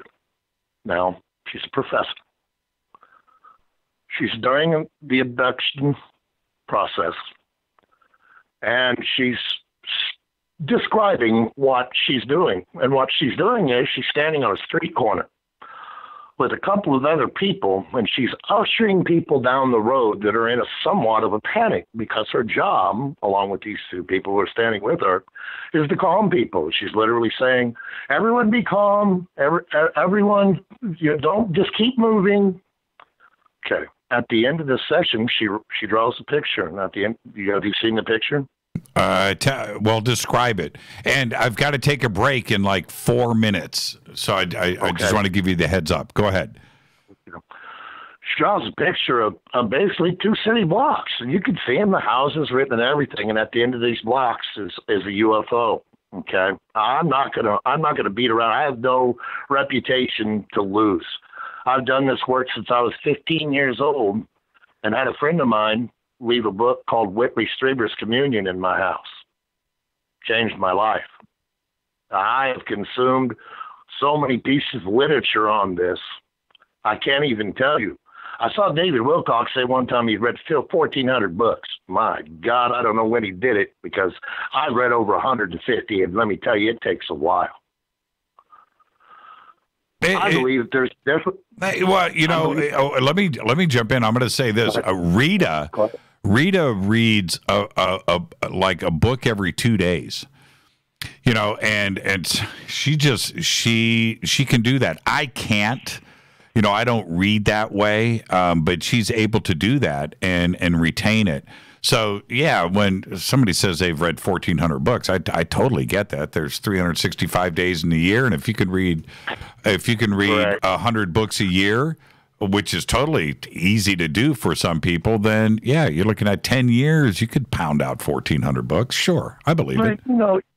So much of what you read is just absolute conjecture, or there's no substance that tells you what is coming. Every person wants a life of more. And their life of more is to feel tangibly like they are connected to this universe in a different way, besides being under man's rule and going to work every day. And I want a new refrigerator. I don't care who they are. That's what all of faith is about, is trying to find that moment. That place where everybody fits in cosmically. They want to connect like that. Well, I'm afraid that when you look at the information of people screaming, begging to be let go, their children to please let my children go, compared to the message that they get when they are not in the alpha state of relaying information, it's a completely different message. I know. I'm with you on that. And then there are those out there, and look, I'm on that quest. Like so many of us in this community are. And then there is the rest of the world. Their quest, their religion is their football team, their soccer team, a new car. Their quest is a promotion at work. That is their religion, where they're not concerned about enlightenment or what happens when they die, or are we alone in the universe, or are there ghosts? That they don't care. That it's not their deal is trying to figure out a way to increase their 401k so they can retire, and it's crazy. And I know I have work on that subject, Jimmy. Well, I have work on that subject for the rich. I'd love for them to hear what my final analysis is. Well, if you have the time. Well, I we'll do it again. Okay, I'll say we will be here next Thursday, Fadernight. And let's take this conversation further. Okay. All right. What's your name again? I will call you back next Thursday night, then, brother. What's your name? I would just, I already saw Tyler Glockner, and you guys get monitored by someone, And, okay. So I'm a patriot, and you see that I'm from Missouri, so. There you go. Well, look, Mr. Missouri, have a great, fantastic, unbelievable weekend. You too, brother. Thank you so much. Too. Thank you You're so a good much. Man. No, so are you. All right? And that's why I love this family so much. Have a great weekend, and we'll see you next Thursday night. All right, there you go. It's Thursday night, Fader night. Open lines all night long. Phone lines are jammed. I'll get to everybody. If you're on hold, stay right there. I'll be right back after this short break. Stay with us.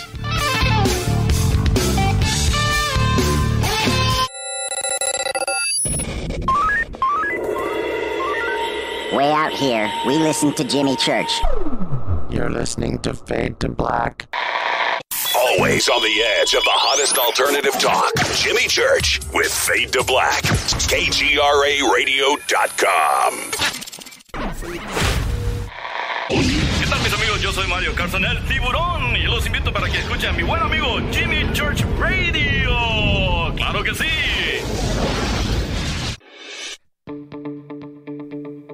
Hurricanes, earthquakes, wildfires. This year we've experienced more than our fair share. This is Jimmy Church of Fade to Black, and last month I decided to make sure my family does not have to worry about food should we get caught in a real emergency situation. Introducing Numana, a healthy, storable product that tastes so good that you'll want to eat it every day instead of just during those times of duress. All Numana products have a 25-year shelf life, are MSG and GMO-free, no preservatives, and are made in America. With the Numana pack in your home, you'll be able to sleep at night knowing that you've protected your family. Not only have I tasted and tested, I own it. Now you can too. Just click on the Numana banner on JimmyChurchRadio.com and use the promo code Jimmy when you order. In addition to a discount, we'll send you an autographed Fade to Black t-shirt. Seriously. Go Beckley Tappy. Do you want to be an official Fadernaut? Of course you do. This is Jimmy Church of Fade to Black. Just go to our membership section at JimmyChurchRadio.com. So, you love talk radio? Then you'll love TalkStreamLive.com. TalkStream Live is always on, 24/7, with the best streaming talk shows. Find your favorite talkers and discover some new ones. It's free, readily available online or on mobile with any smartphone or tablet. Finding your favorite talk shows all in one place has gotten a whole lot easier. Just go to TalkStreamLive.com. Be sure to download the free apps from Google Play or the iTunes App Store. You listen to us, and we listen to you. And so does the CIA.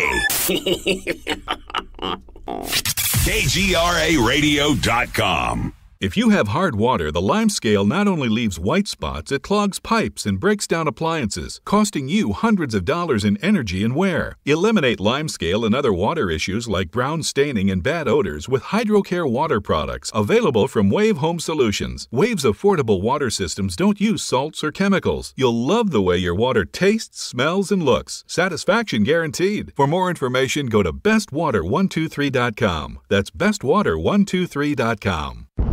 Are you intrigued by paranormal talk radio? You'll love the new paranormal radio app from TalkStream Live.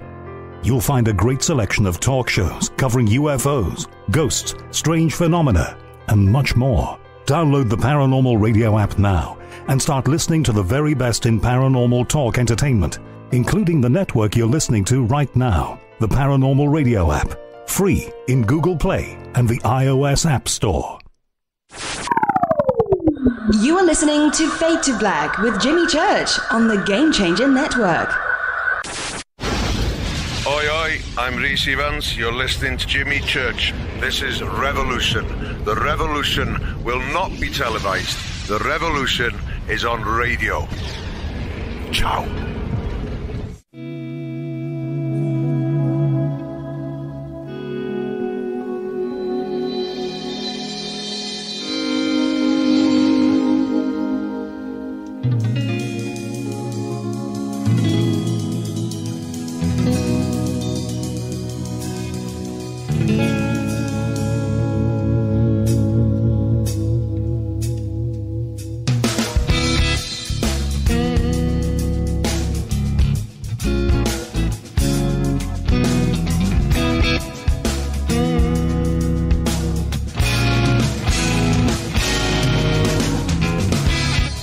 Welcome back, Fade to Black. I'm your host, Jimmy Church. Merry Christmas, everybody. It's going to be a great night.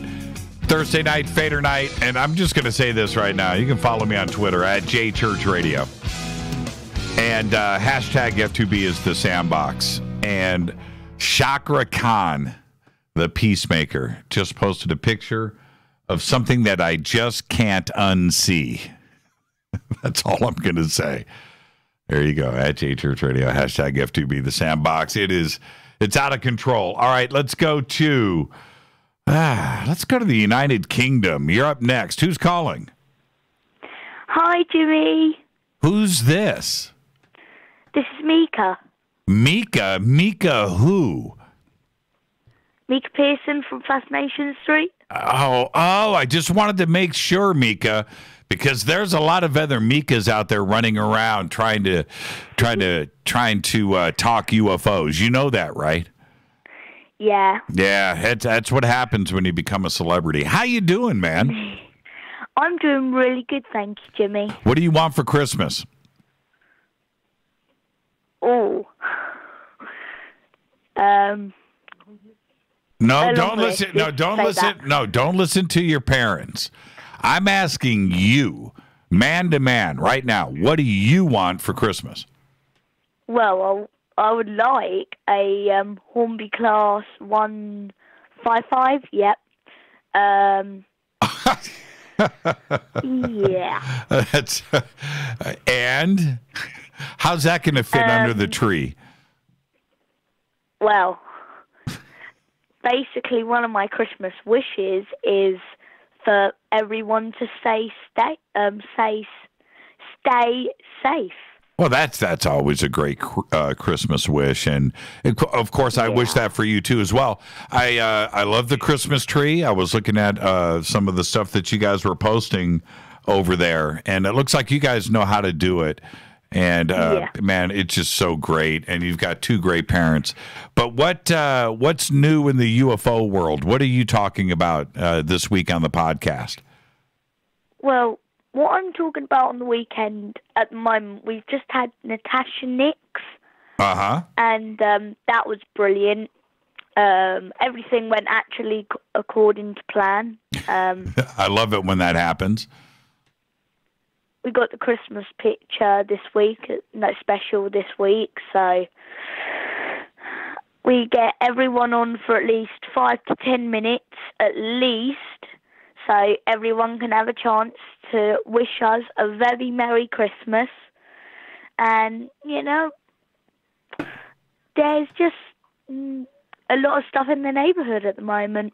And what do you guys do for Christmas? Do you do anything special? I mean, obviously Christmas morning, you got all the gifts and stuff. But what do you guys do with the family? Do you have a Christmas dinner? Do you go visit the family? Do you have people stopping by? What do you guys do for Christmas?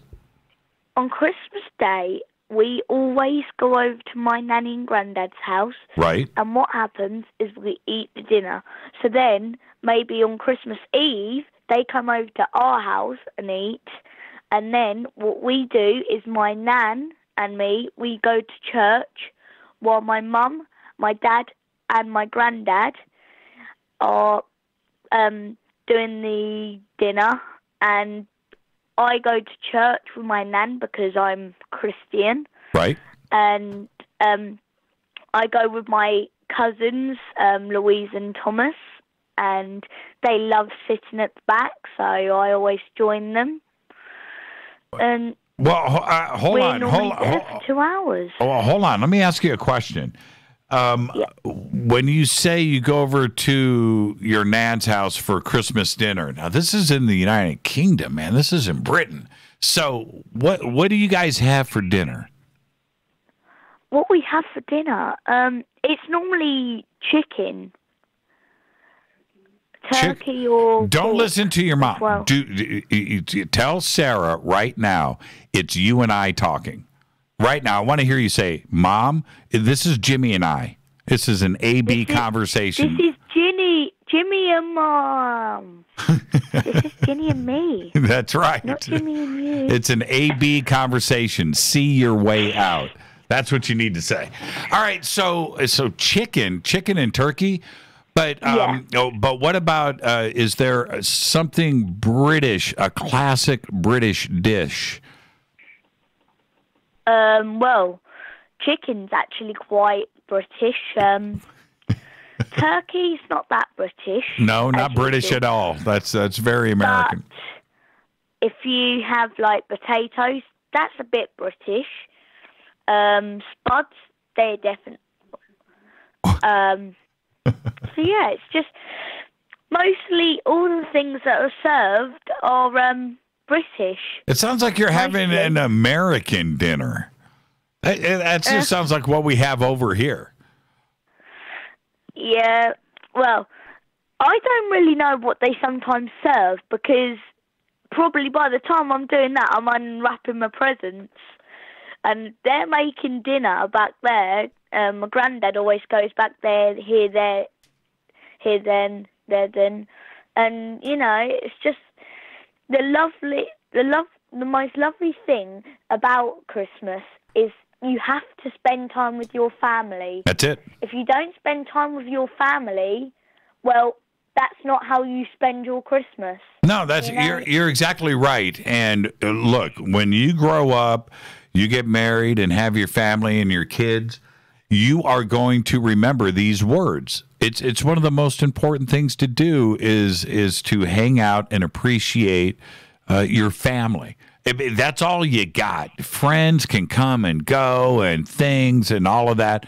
But in the end, Mika, all you got is your family. You know, and that is the most important thing. So you stay with those values, my man. You're going to grow up to be right on point. Yeah.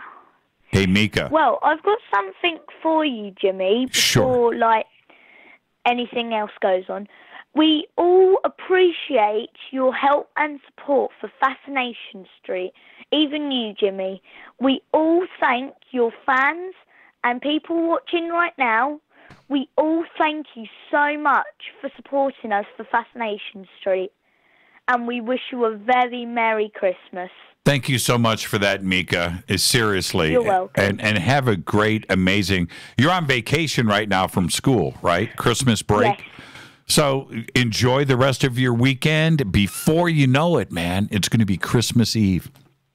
Hey, I wanted to ask you, Mika, hold on for a second.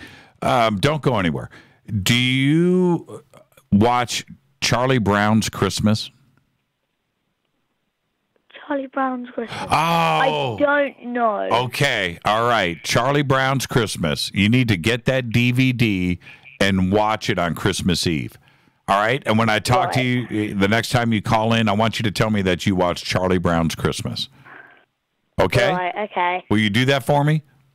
Yeah. All right, Mika. I will. All my best to your mom and dad, and you guys just have an amazing holiday, okay? Thank you, Jimmy. Thank you so much, Mika. Bye. Merry Christmas. That's what I'm talking about.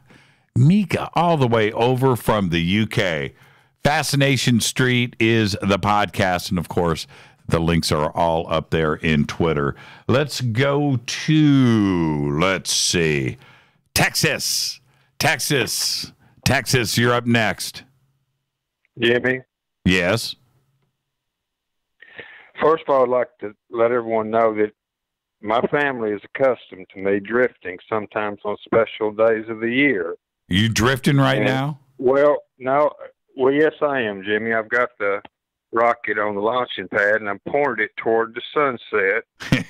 And my family has seen this before, and usually they have got me on this kind of schedule. I'll be brief because I'm not going to ramble, but I'm going to get to a couple points here. I can't wait to see. But they're so used to this happening, me running off on these special holidays that humans have, is that the deal is I have to have a Christmas once a month. Really, this is no joke. I got to buy gifts once a month because there's a high likelihood I might not, something might come up on Christmas and I drift. But anyway, with that said, Jimmy, I have had a reality check, and I am somewhat sane. And I've told people that I'm hopping in the car and I'm driving to California tomorrow. I'm really not sure why, and I'm going to end up on Sunset Boulevard down there in Hollywood. Mm-hmm. And they just go, "You're going to do what?" And I am, Jimmy. I am so enthralled. I've been listening to you basically, I guess, since day one. I heard you over on the coast and chased you down. And I've told you about what I do. I sit here and study everybody, and I have hope, and it came to me from the UK, and I got it from listening to someone who called in. It was Mika. Mm-hmm. And if we can influence that generation as those before who became aware of how to cause the humans to move this way with a little bit more sugar on the thing, then we have a real good shot of being able to enjoy the gifts of that technology that generation will create in our, 250-year lifespan that they'll help us get to in a natural sense. And we really, by that time, we probably will turn into light beings anyway. And I tell you why, Jimmy, and I'll cut you loose, is that everybody's worried about the AI thing, but however, there's more receptors on our DNA than we're utilizing, a very small percentage. If we were to fire one more of those bad boys up, our RAM is probably just increased Google times no telling how many squared, and we could download more data. Right. And I think that's probably what's going to happen, because there's too many things happening out there in the world today. But Jimmy, I look forward to meeting you. I am going to be crossing the high desert, and I always see something. But I've never seen anything kind of like you were talking about what someone's going to look like when they see something for the first time. Jimmy, I want to be there with you, and I want you to get me some of them goggles. And if I see something, you're going to see an expression on my face, mister. It's a game changer, Randy. It's a game changer. Let me tell you, I haven't. I probably see one, Jimmy. Well, I probably haven't told this story in quite a long time. I briefly mentioned it with Teresa earlier, but the very first time with the night watch, I stepped up and literally, Randy, and I'm not kidding, this is what happened. They had a microphone in my face, right? Jimmy Church from coast to coast, right? And the microphone's there, and I'm saying hi to everybody. And I look up at 12 o'clock, right? I look straight up. I turn my head back, and I look straight up. I'm like, what's good? And my eyes fixate on the brightest star in the sky, right? And it's just full of stars. But, I see that first. And as I'm looking at it, this frigging planet, or whatever it is, goes from left to right, and it moves about a foot. It goes and stops, and then disappears. And I was like, what? And somebody, hold on, Randy, hold on. Somebody at that point hands me night vision.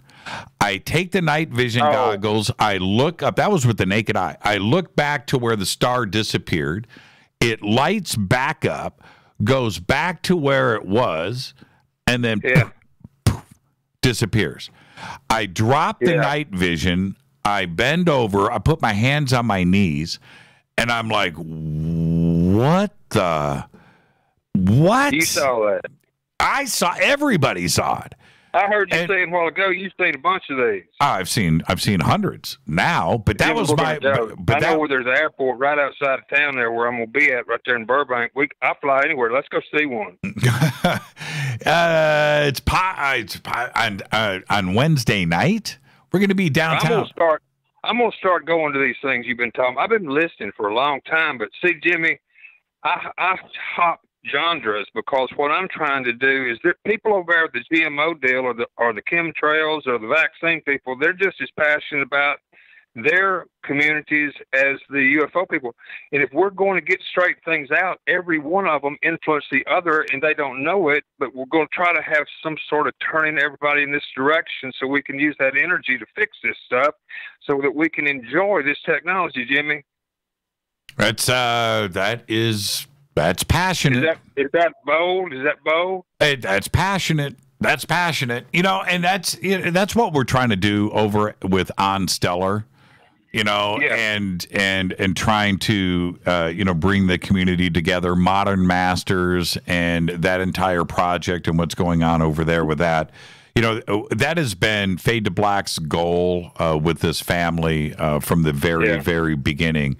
To somehow do this. Look, we've been doing this now 5 years. This is our 6th year. Are you under year. attack over there, Jimmy? Under attack? Do you hear that siren going off? Nope. What? You're kidding me. No. Somebody over in that Twitter deal, see if y'all heard a siren going off. Is What? somebody talking over Jimmy just saying? No. They're talking now, Jimmy. No, you're imagining things, Randy. No, I am not. It rained here today, and there's nothing out in the pasture, so I haven't seen nothing.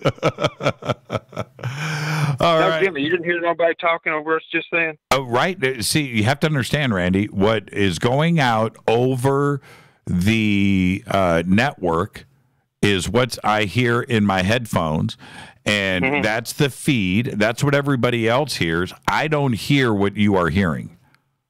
Okay. Well, all right. I just happened to experience one of them calls where someone was saying they heard something. Well, it happened to me, and I also saw that Indian on that pallet. We're going to talk about it. But, Jimmy, I'm going to close this. I'm gonna quit rambling, is that here's what I'm afraid of. I'm going to be telling you about something that could affect, in a positive way, the multitudes. But what I'm afraid of is I don't want to leave this spot where I'm at mentally because I'm so immersed in it.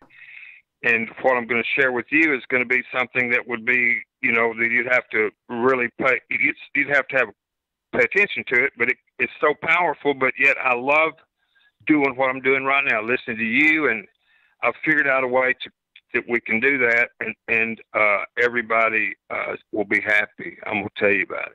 Well, we'll see you in a few days, man, and have a safe road trip, Randy. Get some sleep. I will, Jimmy. I'll talk to you. But hey, before I forget, listen to this real quick. Yeah. I was talking to you the other night, and you mentioned the word entanglement. I love that word, and we all talk about consciousness. I went over and got a domain called Conscious Entanglement, Jimmy, and they have a little website builder tool, and I just picked the first little template and go read that. All right. Like that universe wrote it for us. Consciousentanglement.com. It's just one old page. Okay, ConsciousEntanglement.com. You will not. I didn't write those words. That was stock content. You're going to flip. See you later. Bye. All right, I'll talk to you. Ramblin' Randy's on his way out here from Texas, and we'll see him Wednesday night over at the Rainbow Bar and Grill. And I'm going to remind everybody, and that is what is going down the day after Christmas. Okay, the day after Christmas. Let's go to what I don't even know what's up next here. Hold on for a second. Let's go to area code 562. You're up next. Who's calling? Carlos Roman. Roman, yes, sir. How are you? How you doing, brother? I'm doing good, man. It's all good. It is our last show before Christmas. I can't even believe it that, I love Christmas as much as everybody else, and I look forward to this time of the year, but it's here. It finally got here. Yeah. So what's on your mind? Let me tell you, first of all, Jimmy, it's a great pleasure for me to be able to contact you.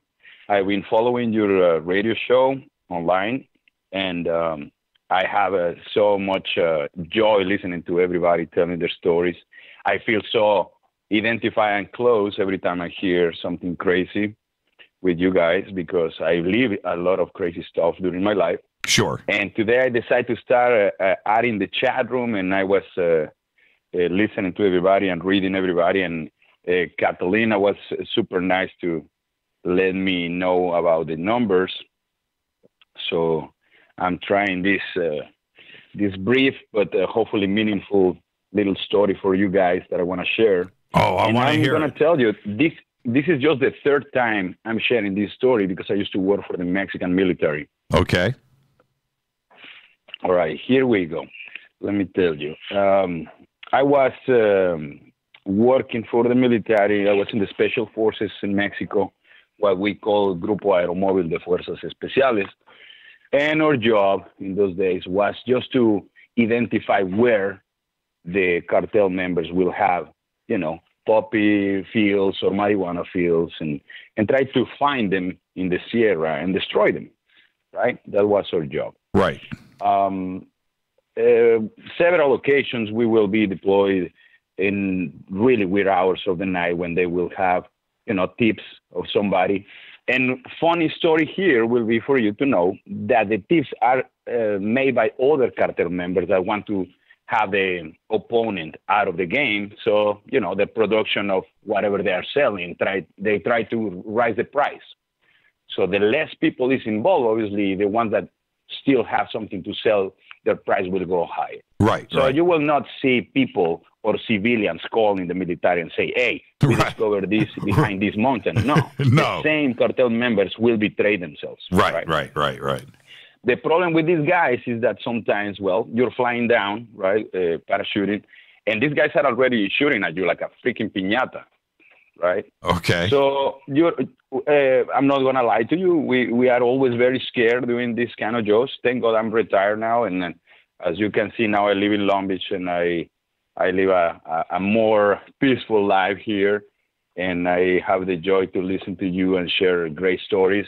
I follow you, I follow Corey, I follow David. You guys are my idols, precisely because the things I've seen that I never told, and now I have the opportunity to feel identified with people like you guys. So here's my story. And it's Roland, right? Roman. Why did I think Roland? Roman, I've got to hit a break right here. Can you stay on hold and then come back and join back with me right after the break? Sure, not a problem. Because what I am wondering is this: for you to not only be compelled to listen to this show and enjoy the show, but then to something brought you here, and I know that you're going to share some of that with us. But what is it? Is it something that started when you were a kid, or are these experiences from being an adult? You know what? The fact that you're asking me this really freaks me out, because it's what David Wilcock we call a synchronicity. Sure. Right. Right. I've been in Burbank, by the way, so many times.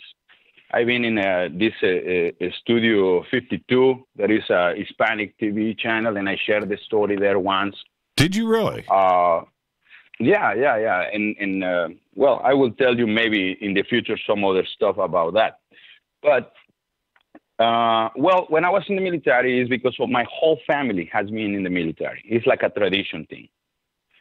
So I joined the military actually, and I'm not going to lie to you, not because I really wanted, but I ran out of money. I was in a very expensive college in Mexico.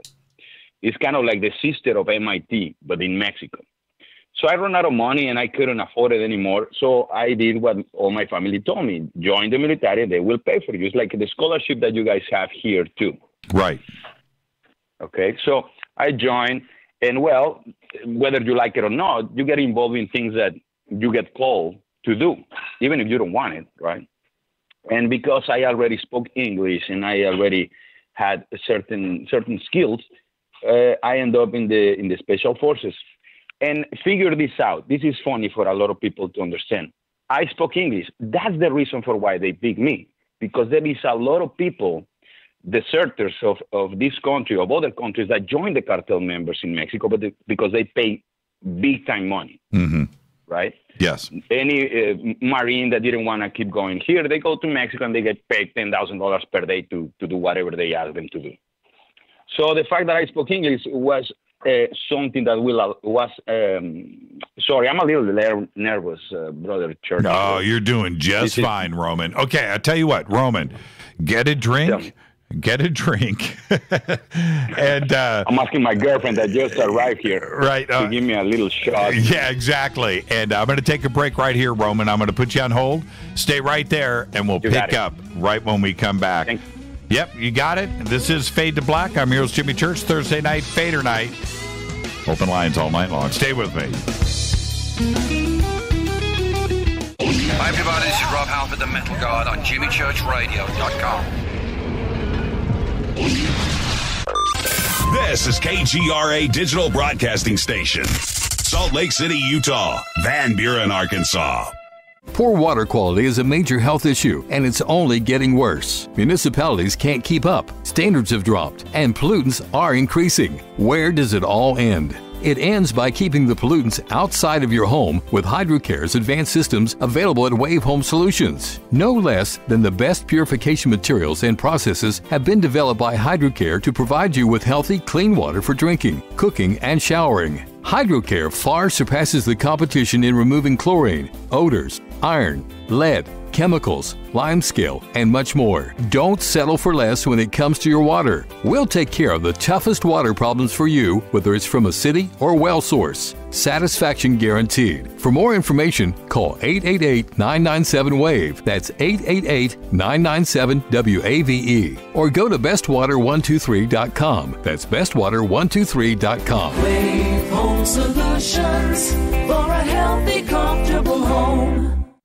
Your contact for current news and trending topics. KGRAradio.com. Does your basement or crawl space have a damp, musty smell? Well, watch out. That's a sign of too much moisture and not enough ventilation. And that can mean increased mold growth and the buildup of harmful toxins and gases. Don't bother with a dehumidifier. It just circulates the same unhealthy air. Now there's a better way to remove these dangers and odors. It's with the computerized Wave Moisture Control Unit that reduces moisture and expels pollutants. We replaced our old dehumidifier with the Wave unit, and in only 3 weeks, our basement is dry and the musty smell is gone. Wave units require no maintenance, no buckets of water or filters, and costs only pennies a day to run. Breathe better, live healthier with an affordable, no-maintenance Wave unit. Call 888-717-WAVE, 888-717-WAVE, or visit dryhealthyhome.com. dryhealthyhome.com. Ride the wave.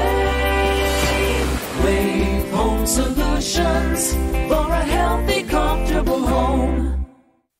This is Jimmy Church of Fade to Black, and I only drink Fade to Black blend coffee from River Moon.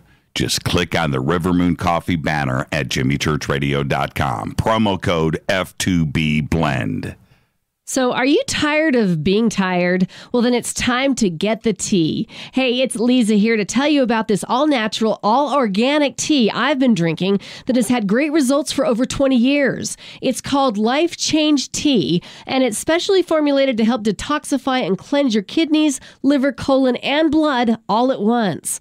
The colon is one of the most ignored organs in the human body. The faster that waste is eliminated from the body, the less time that waste sits in our intestines, spreading toxins to our bloodstream.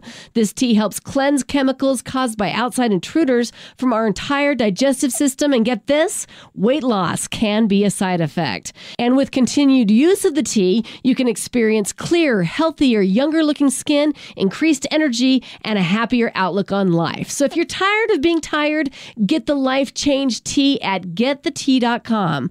That's getthetea.com. And like me, you'll be glad you did.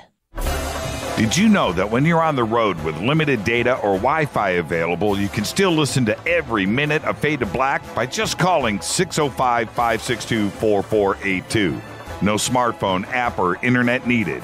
It saves your data plan and no extra cost if you have unlimited minutes. Just call 605-562-4482. You can listen to me, Jimmy Church, on any phone, anytime, anywhere. Go Beckley Tappy.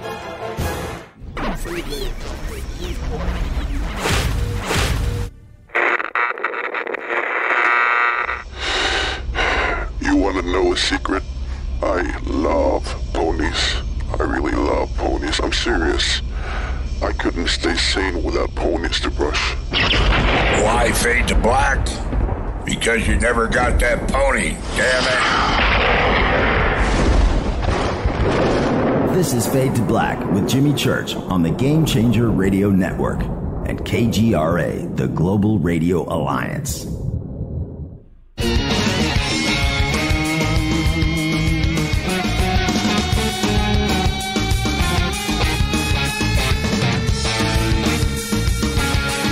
All right, welcome back. Merry Christmas, everybody.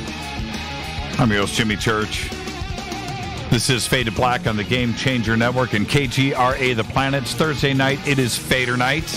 It's open lines all night long. And right before the break, Got a call from Roman, and Roman in the Special Forces with the Mexican military. And now Roman, as everybody knows and that listens to this show is about UFOs and conspiracies and time travel. And for you to take the time to call into this show, and with your background, you've got everybody on the edge of their seat right now. You realize this. Oh, wow. Well, let me tell you, for me, it's a really big honor to be in touch with you, brother, because I follow you, I admire you guys, and I want to clarify something. The previous gentleman that was calling heard the siren that was passing by my house, and I was already on hold with you. Oh, is that what that? Like, yes. I didn't hear that. Oh, is that what was going on? Yeah. So I could hear him saying, "Hey, did you hear that siren?" And I hear the siren passing by my house. So I'm sure maybe it was that little confusion. Oh man, that's what it was. I didn't know. I because I didn't hear it. Oh, okay. Yeah, and I was still in the chat room, and I told Catalina, you know what? That was probably me because I can hear that siren right here. And when I talked, the guy say, "Hey, did you hear that guy talking?" So it was me. Okay. I was on hold. Okay. So that clarifies a little bit. It's not like what happened with Tyler the other day that you guys really had a that was real. Oh yeah, no? That was. I was nuts. live with you guys, and I was like seriously getting concerned about that too. Yeah, that was pretty crazy. And I'm so used to it now. Well, let's see if it happens with you, Roland, right? Okay, so... Well, hopefully not. Hopefully not. Okay, so what do we got? This is what happened in this case, right? Well, the story about my encounter, let's call it encounter, because I saw two things, right? A UFO and an entity. Really? Okay. So the little story, well, I got these deployment orders. We received that there was a constant sighting of an orb type of craft that was flying between the mountains of Sinaloa and Durango. And, well, I'm talking about 1997. Okay. This is actually previous to Vicente Fox winning the elections in Mexico. President Fox, the guy that became the president of my country, for whom later on I became part of his presidential guards, or what you call Secret Service. Right. And was very, very cool because that incident was what got me to work with him directly. We get to call to research or find what was happening. And there is other division that is called the 7th section in Mexico that is like the intelligence that will provide us with all the information. And these guys told us, you know what, you guys have to go to this location and figure it out because it seems like it could be a silent airplane or what we now will consider the drones, right? Back then, I mean, I'm talking about many years ago, back then the drones were something that was just, news. It was not something that we all could see. Right. So, well, we get deployed. We fly around 3 a.m. We jump. I'm not going to lie to you, and it's something that you guys should know. We all are very scared when we do these things because the cartel members are always monsters, man. Those guys don't care. Those guys are always cocked out, are high on drugs, and if they catch you, they do whatever they want with you. Right. And I went through that too. So that's something that really triggers a little bit my PTSD when I'm talking about this, so bear with me. Okay. So in those days, we fly, and yes, we found the location of where this was happening.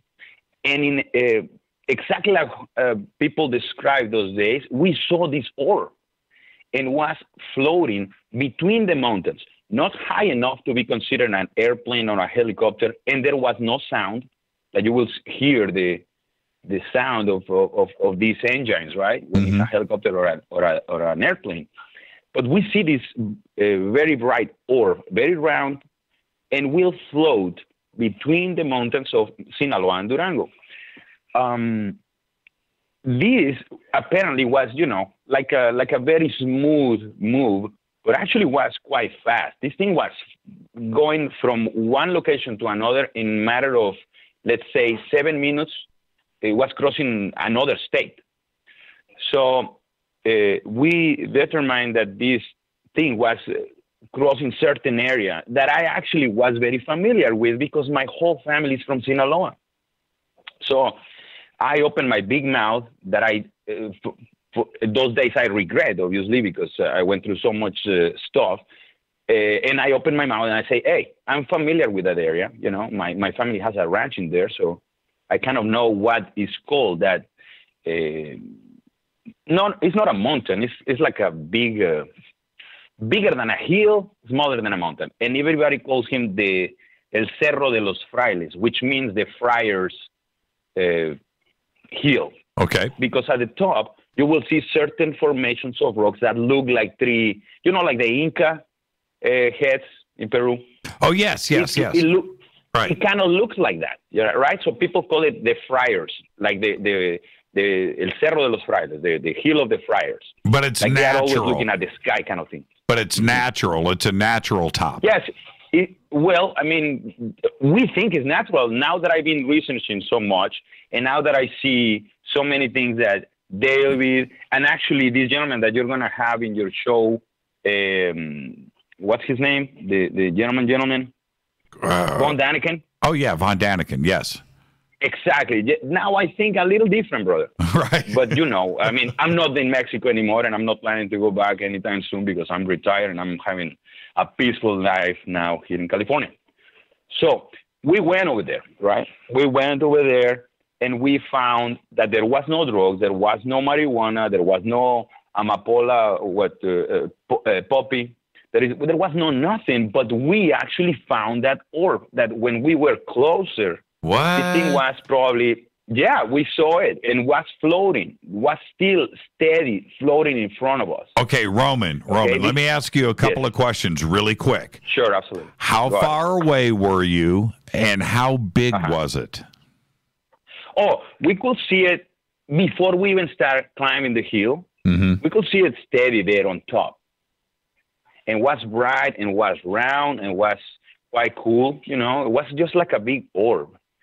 Still in that moment, I have to remind you, we did not think about aliens. We did not think about freaking spaceships. No, we were thinking about cartel members that in any second were going to shoot at us, right? Because those guys always have a ton of people taking care of their fields. Because there is something funny that happened between the cartel. People that work in that kind of environment betray themselves a lot. Of course they do. There's too much money. There is a freaking lot of money in that business. So they have a ton of people that they hire actually from here. You will see Marines working in the mountains, taking care of the fields, so nobody will come and cut the herb and try to steal it from them. Sure. So we were very careful. In this case, we were just 7 of us. The only job that we supposed to do is just do the recon and then call everybody so they can come with machinery and making noises. So these guys will fly away, and let us destroy everything, take video, show it to the president, show that we did the job. So you guys have your gear, machine guns, vests, ammunition. We have exactly. We have night goggle visions. Right. We have similar to what you guys will call here the G3. We will have one thing that is called Cihuacoatl. It's a rifle, X5 Cihuacoatl. It's a Mexican invention. It's a Mexican rifle that actually has a lot to do with my story. Okay. Because when it's a polymer type of rifle, it's really cool. It's like an R-15 or a AK-47 type of long-range weapon. Mm-hmm. So we went close to this hill, and we see it right from the bottom of the hill. We can't see it. I mean, it was still there, was not flying, and we thought, these guys are loading. These guys are loading the merchandise. Maybe they are flying it to Durango. That is the next state. Sure. Because we were in the border with Durango. So we're, being very, very careful, very stealth.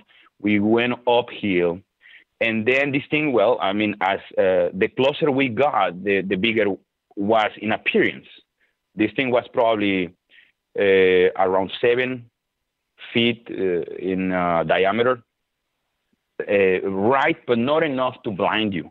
Just bright, like a dim light in your living room. I don't know how to explain. Right. It was a big round orb. Okay, so as soon as we were closer, we saw that there was no people, no fields, no labs, because usually you will find also that there is a lab set up there in tents and crazy situations. Sometimes they make it underground, so you cannot find them from the air. So you have to really dig. And we had to remove our old goggles because there was a moment that was too bright for your night goggle vision. So we could clearly see it. There was no intention of attack from them to us or whatever we thought they were. And then these things start flying around us. And then, yes, we all started, feeling really panicky because that was something that we couldn't recognize. And again, I'm telling you, we were not thinking about aliens or funky spacecrafts. We were thinking about sophisticated transportation for the cartel. Whatever drug they were. That was the only thing that was crossing our minds. And in any second, I was feeling that somebody was going to shoot me from the back. So we all we just went on the ground. We just covered ourselves, and this thing was flying around us, just doing circles in very fast motion, like something that you cannot really attach to a human behavior of, how you call it? Nothing that could be piloted by a human. I will think if somebody's inside that thing, that person will be dead for the G-force that this thing is flying with so much speed and strength. So this thing took off. All of a sudden, just took off. Just flew, not exactly in a vertical, but kind of like in a diagonal, and got lost in the horizon, right? Right. We all look at each other. We didn't know what to make out of this. We went downhill. We called the helicopter. They picked us up. We went back to the base that in this case was in Guadalajara. That was a few hours away from where we got deployed to investigate this thing. We had to then, it was kind of embarrassing because we have to fill the report and brief our superiors of what we saw. Right. And did you, in the report, that was my next question, Roman, did you say exactly what you saw and exactly what happened? Yes, definitely you have to. Okay. Because as horrible as this may sound to you, and there is no news, but there is always niche people. There is always something corrupt going on. And you don't want to have somebody saying, no, that's not what happened. And then you be the one mark as the one that is saying things that are not, and maybe you are already accepting some money to let some cartel members go away. You understand? Yeah, sure. And so you're commanding... There's always something like that involved. And your commanding officers there that you're making the reports to, you're not worried about them going, okay, you guys are crazy, right? Well, actually, let me tell you, the first people that were above us was certain colonel. You will transfer the ranking as a colonel here. Right. He said, you know what, you guys maybe drank too much, because I'm not gonna lie to you. Before every mission, we will drink some tequila to get brave. Sure. I'm down with that. You will seriously pee your pants when you have to deal with these kind of people. Yeah. Going out. And I'm not gonna. I mean, and I want to remind you, I already had to join just because I couldn't pay my university. It's not that I wanted to join the military and make my family proud of all these years that my family has been. No, you weren't. I wanted to get out of there. You weren't a soldier of fortune. You were there to pay the bills. Exactly. Right. Okay. Exactly. Yeah, I just wanted my scholarship. Let's put it that way. So what happens next, Roman? Well, I filled my report. Everything went fine. And then bigger people from the military, and then I have to tell you, some people from this country came to Mexico. And we have to brief them too, right? And it's when I noticed this is a little more serious than I expected. So I briefed them. Why? Because again, I was the only one that from the big group spoke kind of English. My English is still really bad, and as you can see, my accent is never gone. But back then was worse. So I have to brief these people, describe everything that I saw. They asked me to go with them, and we went, and I showed them where we saw this thing. You know, I mean, I described everything. I did whatever they asked me to do, and we went back to the base. Days later, I get called, and I got transferred to Mexico City when Vicente was still barely running for president. And they told me, you know what, you're going to have to be part of this team now, and we're going to ask you to stay with them. And if anything, we will ask you to come back and participate with us in another mission or whatever. I was very happy because back then I didn't have to, you know, wear any more funky gear and cut my hair, buzz cut. No, I was able to wear a suit and just follow this guy wherever he needed to be. Right. And they actually changed completely the job that I had to do. I had to coordinate his campaign for my state in Sinaloa, just to be close to that location. Wow. They never told me why. They always told me, you know what, just in case we need you for more questions, just stay around. Right. Be on standby. Right. Yes. So, well, that situation, as I told you, this, the fact that I bumped into this all changed the story of my situation in the military. I was now able to just sit down in the next table of this guy being all the time interviewed and just watch out for him. Mm-hmm. Not only me, other people too. But then later on, I had this incident where back in Sinaloa, I get into, well, sorry, man, I'm trying to breathe and tell you my funky story. That is not at all compared to anything that my other idols, Corey or David, have told you. But in this case, I witnessed and I saw this guy coming at me in the same mountain, okay? And it was an entity. And it was an entity that for many years I thought was an anshar like what Corey have described lately, and with those pictures that they have and all these beautiful drawings that somebody did for them. Mm-hmm. And I thought that was an anshar because I did my research and I started trying to read. And this person or this entity or whatever it was, it looked really freaky. I actually freaked out. And I grabbed my rifle and I pointed at it, right? But this thing came coming at me like in a very soft and like careful, like not fearful of me, but, you know, like trying to show me that I was in peace. I don't know how to describe it. His hands were in the front, like trying to say, calm down. And this is the first time ever in my life that I understood what telepathic communication means. My whole body relaxed. I felt great. Like I feel like there was nothing to fear. And this entity say the word Cihuacoatl, right? Or didn't say it. I cannot explain how this happened because it was not something that he spoke. His lips were not moving, but I sensed it in my head. So I understood this was like a telepathic kind of communication. And the fact that I felt so relieved, so easy, so not scared at all, right? But this dude mentioned that word, Cihuacoatl. Cihuacoatl was the name of this rifle that I'm telling you we invented in Mexico out of polymer and can carry any kind of caliber. And it was just shocking for me to hear or feel or sense this entity saying that.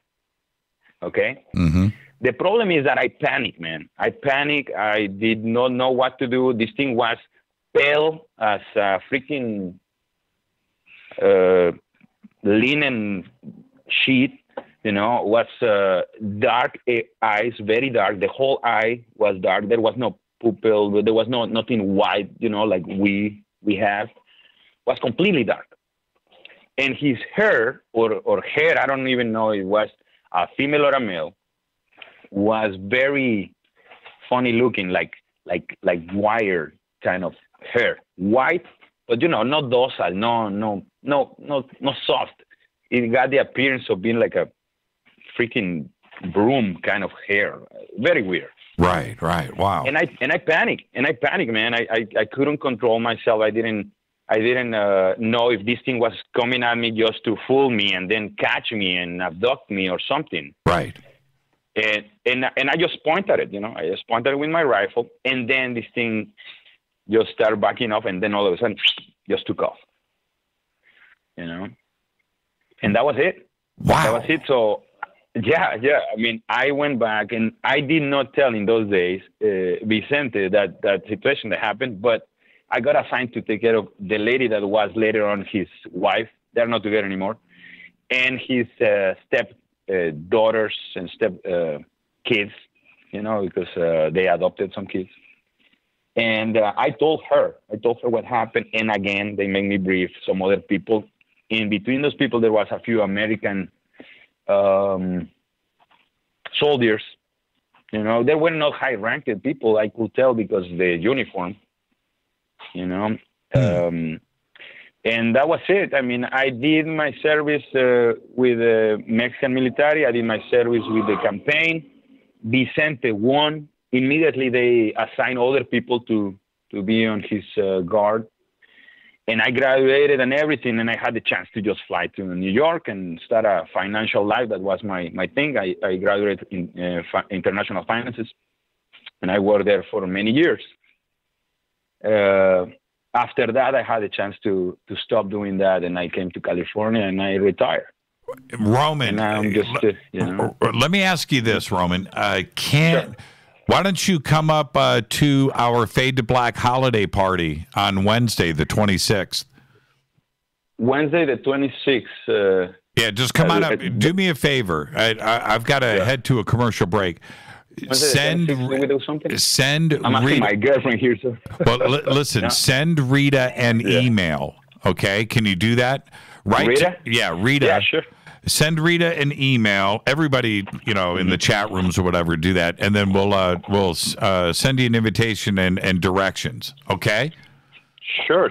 And then actually, you know what? It's really cool and funny. This situation is so funny. I'm telling you, this is a lot of synchronicities. I've been in the Rainbow Room so many times, and actually, I participated in this freaking stupid video for Rat. You know Rat, of right? course. Running around.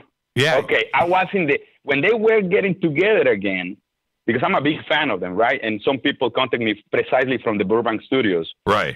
They call me and they say, hey, they need a guy to pretend to be the bouncer for the new video because they're coming back out with an album. So I went over there and I met this gentleman, Carlos. By the way, his name is Carlos, the guitar player from Rat. And we start chit-chatting. It's like, yeah, dude, we need you to be the bouncer and, pretend that you bounce the chicks for us. And I did that video with them. What song? I was in the Rainbow Room. Yeah. What song? I don't even know. What's a new song that they came out with? Okay. They were getting together again. I will look for it. And I will tell you. They got together and they did a little video where another gentleman and me supposed to be pushing the fans, Yeah, right on. They were trying to get them. Well, so where the really cool. Well, you know where the Rainbow is. So the day after Christmas, the 26th, come on up, 7 p.m., and all the Fadernauts are going to be there. I would tell you some other people. But you just need to show up. Okay, Roman? I gladly will do it. And let me tell you, another synchronicity. You were talking about how cool the Armenian people is. Very. And I have my girlfriend here that I've been together with her for 2 years. And it's the only person, finally, that I start opening about this. And she's Armenian. You cannot tell this to a lot of people. People will think that you're nuts, Roman, your girlfriend is Armenian. Yes. Oh, Brent, I can't wait to meet the both of you. Okay, Rita and I. Absolutely. We'll sit down and we'll have a shot of tequila together. But we'll see you on Wednesday night. Absolutely, man. All right. Yeah. Gladly, and I will be my biggest honor to share with you guys. Thank you so much, Roman. Have a great, safe weekend. Great, safe Christmas, and we'll see you on Wednesday night up in Hollywood at the Rainbow. Gladly. Thank you so much, and big hugs for everybody. Stay safe. And this has been a great pleasure for me to share it with you guys, this funky tale of mine. I can't wait to meet you. Have a great weekend, Roman. All right, you got it. Same for you, compadre. Merry Christmas. Bye-bye. Merry Christmas. Merry Christmas, brother. That's what I'm talking about right there. Thank you so much, Roman. Wow. Wow, that was a great phone call. I can't wait. Roman and his girlfriend going to come up, and all of you need to make your way to Hollywood Wednesday night. This is Thursday night, Fadernight. I'm your host, Jimmy Church. Merry Christmas, everybody. If you're on hold, stay right there. More of your phone calls are next. Stay with me.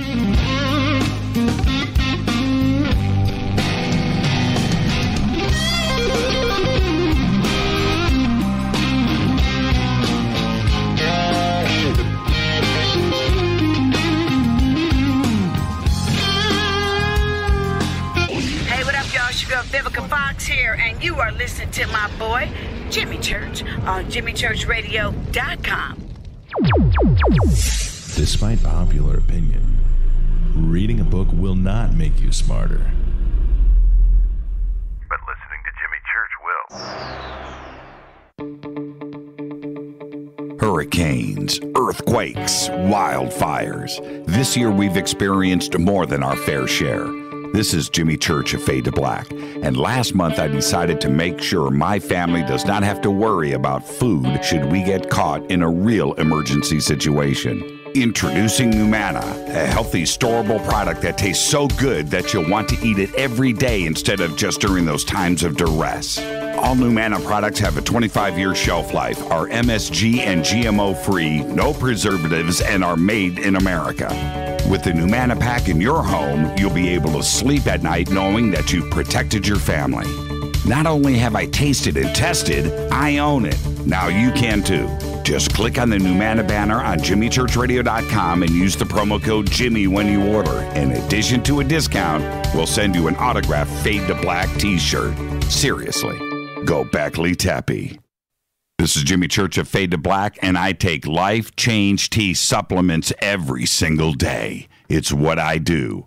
Click on their banner at JimmyChurchRadio.com.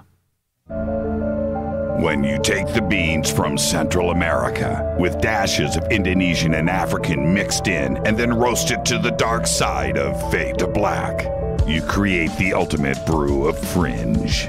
Introducing the Fade to Black blend from Rivermoon Coffee. Yes, Rivermoon's darkest customized roast was created for the love of Fade to Black. The alchemy of masterful roasting and smoking the beans is in every sip of this full-bodied, dark Java. I need my coffee dark, deep, with distinct bittersweet chocolate highlights, just like the bunker. Leaning further into the darkness of the roast is Fade to Black blend from Rivermoon Coffee. Just click on the banner at JimmyChurchRadio.com and use the promo code F2BBLEND for 15% off of your order today. Go Beckley Tappy. Hi folks, CBD is the home run hitter for health right now. Why, you ask? Because of what it does for the body. Unfortunately, I can't tell you all about the benefit. You know, there's reasons. Do your due diligence and log on to AncientLifeOil.com. That's AncientLifeOil.com. Ancient Life Oil uses organic ingredients and is blended in coconut oil for some of the best benefits. Legal in 50 states and non-psychoactive. Log on to AncientLifeOil.com. That's AncientLifeOil.com. This is Jimmy Church of Fade to Black, and my family is safe because of Numana Emergency Food Storage.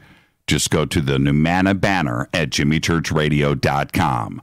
Promo code Jimmy10. Are you intrigued by Paranormal Talk Radio? You'll love the new Paranormal Radio app from TalkStream Live. You'll find a great selection of talk shows covering UFOs, ghosts, strange phenomena, and much more. Download the Paranormal Radio app now and start listening to the very best in paranormal talk entertainment, including the network you're listening to right now, the Paranormal Radio app, free in Google Play and the iOS App Store. This is Kristen, Erica, Brittany, Gabby, and you're listening to JimmyChurchRadio.com. It's not a lifestyle we chose. We were born this way. KGRARadio.com.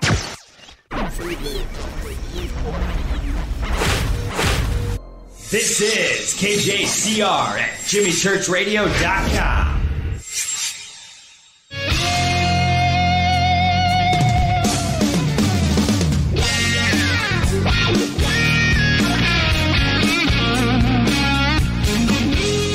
right, welcome back. Fade to Black. Nothing like a Thursday night.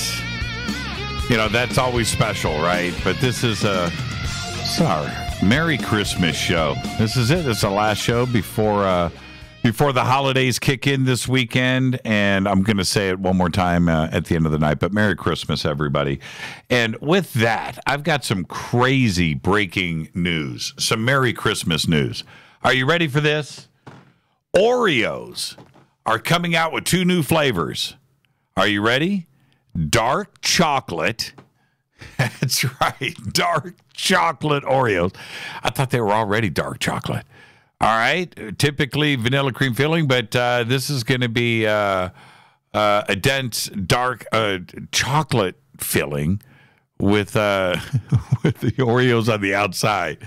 And if that wasn't enough, carrot cake Oreos. That's right, carrot cake Oreos. But you got to wait until 2019. But they're coming very, very soon to a store near you. Man, I love my Oreos. There is, man, you know, people talk about it all the time, Dunkin' Oreos. But that is about as perfect. I don't want to hear the GMOs. I don't want to hear from anybody out there. Oreos. At least, you know, you got to do organic vitamin D milk. Full force milk and Dunk. There's nothing like it. All right, let's go back to the phones. And I have no idea where this call is coming in from. I don't even know this country code. Hi, you're live on Fade to Black. 191. Who's calling? You're live. Hello? Yes. Go Beckley Teppy. Hey, Gene. What? Man, you got some kind of top secret NSA phone number here. That's right. I stay concealed and indefinite. That's what I'm talking about. Gene Vito, everybody. Merry Christmas, Gene. Yeah, go Beckley Teppy. Merry Christmas. Go Beckley Teppy and Merry Christmas to you. I'd like to give a shout out to all the Fadernauts, and especially my brothers and sisters in the Spreaker chat and Box, which I'm an original OG member. Yes, you are. You're about as OG as OG gets. You are the definition of OG. I'm the very intimate picture of OG. That's right, brother. All right, Gene. Hey, man, listen, Gene, thank you for the support and being with us from the very beginning. Thank you so much. And do me a favor, just do me a favor, go Beckley Teppy and have the most amazing, amazing holiday. Well, it's been 5 fantastic years, and you've grown as a broadcaster, and your support system of Rita and your entire crew has been fantastic and fabulous the entire time. And I'm hoping to see you on for many more years. Thank you, Gene. And I can't be any more serious than I am right now. From Rita, myself, everybody here, thank you. And have a great, fantastic, amazing, everything that you want it to be holiday. All right? Do that for me, Gene. Merry Christmas to you, your family, and all the Fadernauts, and blessings rain on everyone. God bless. I'll talk to you, Gene. Behave. Oh, Gene, thank you so much, my friend. You're so welcome, brother. God bless you. God bless. Right back. Gene Vito. Right there. Man, life is complete. Now we can actually start this weekend. Let's go to Virginia. You're up next on Fade to Black. Who's calling? You're live. Hello? Yes, you're live. Oh, it's me, 571. Yep. Thank you me for taking my call. It's David in Virginia. Hi, David in Virginia. How are you, man? I am great. And first I want to say thank you, Gene Bateau, for calling. He's one of our Spreaker chat room, famous people in the Spreaker chat.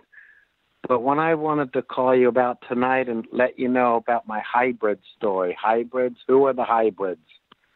That's what I want to talk about. Go ahead, David. It's all yours. Thank you, sir.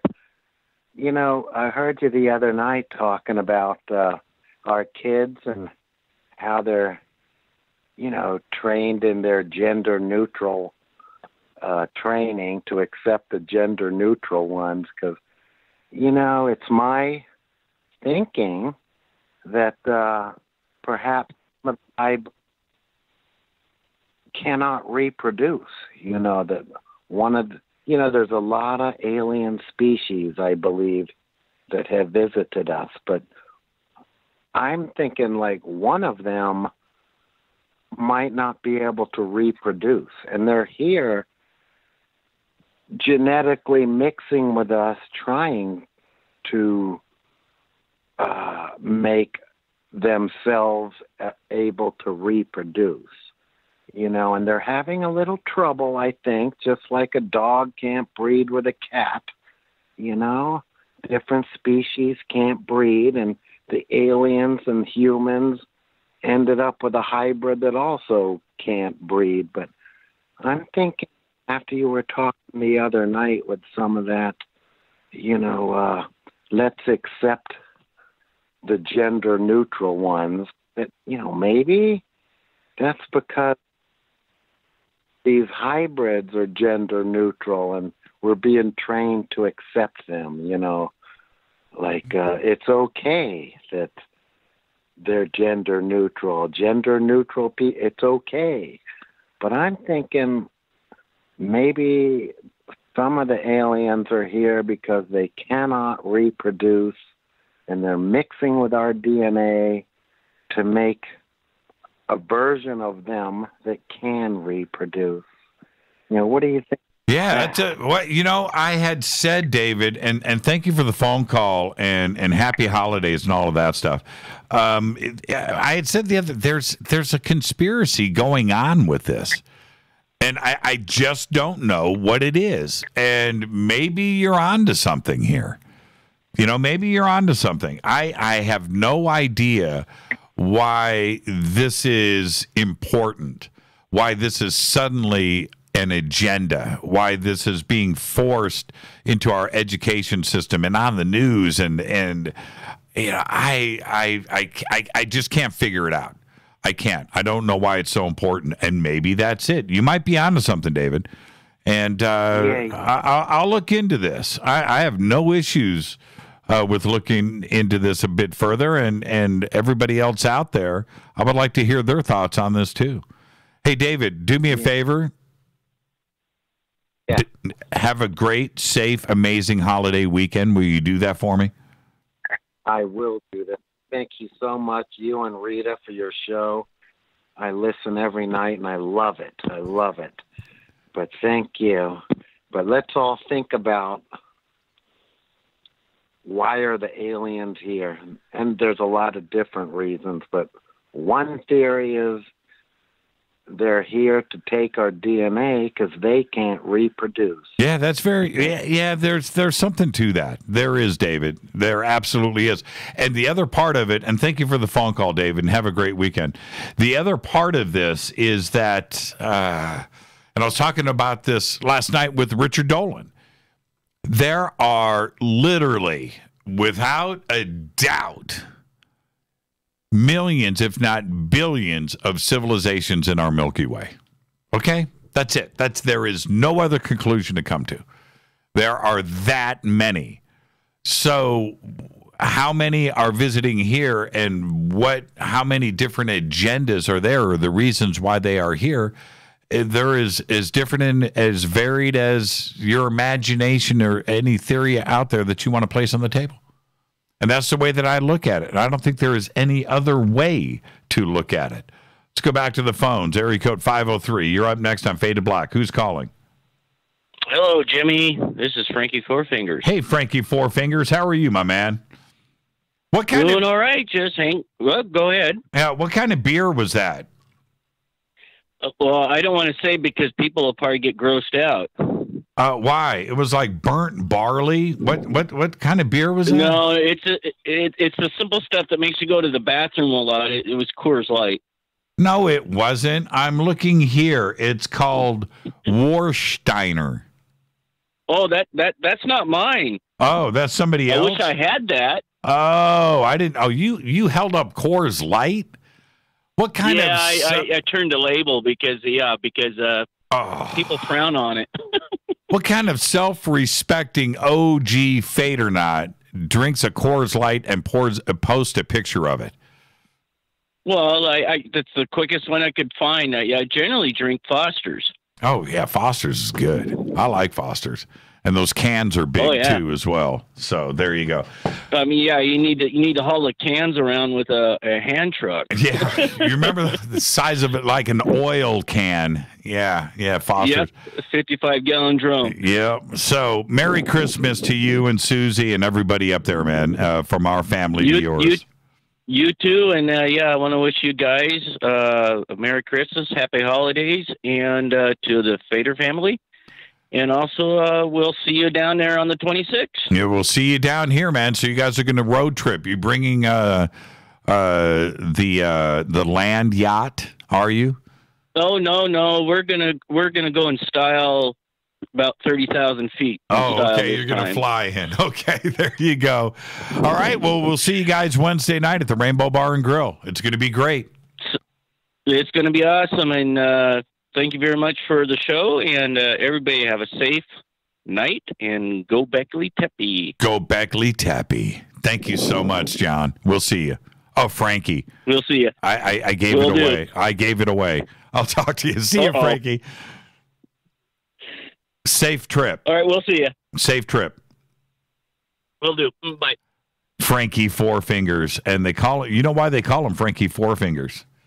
Because he's got 4 fingers.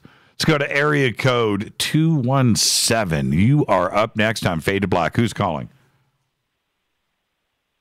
You're live. Okay. There you go. Oh, man. I burned through, I don't know how many phone calls tonight, and that was the first one that just happened to just hang up.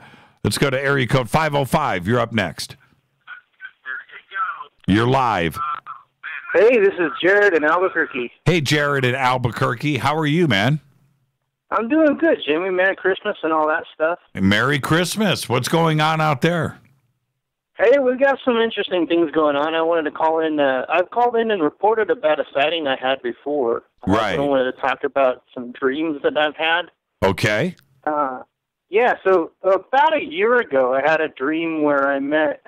it was a very short dream, but in this dream I met, they're your standard-looking Zeta, like gray, short, gray, big eyes, extraterrestrial. But in this dream we hugged. And then not long after that, I started following the Sandia ET group, and I have a bolo tie in my living room. And I live alone, and one morning I woke up, and it was on the floor.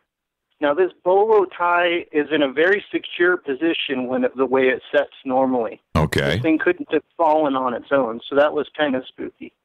And then not long after that, just about a week ago, I had a dream where I was swimming with the Zeta, and in the dream, it was just a short little guy, when we were hanging out and we were talking, but as he talked to me, his voice was really soft, but it was, he didn't really say anything groundbreaking, nothing, like crazy, but it was just a pretty jovial, amiable conversation. We were just hanging out in a swimming pool, but it was a building I didn't recognize. But I remember the eyes were really amazing because the pupils were really wide, and so you could kind of get lost in its eyes. But I wanted to kind of just throw that out there and just recommend maybe getting Sue Walker and Reverend Otter back on the show. I know. Yeah, they were great. Over the Ponte has a lot more to tell you. So. Yeah. There's right, absolutely.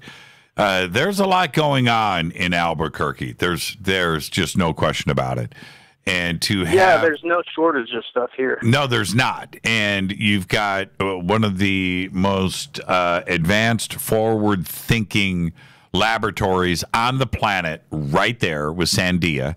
And then you have Kirkland and all of its history and the other things that it's just an incredible place. And I just know that there are things going on. I have no idea. The Sandia, the ET, and that whole situation, that's one thing.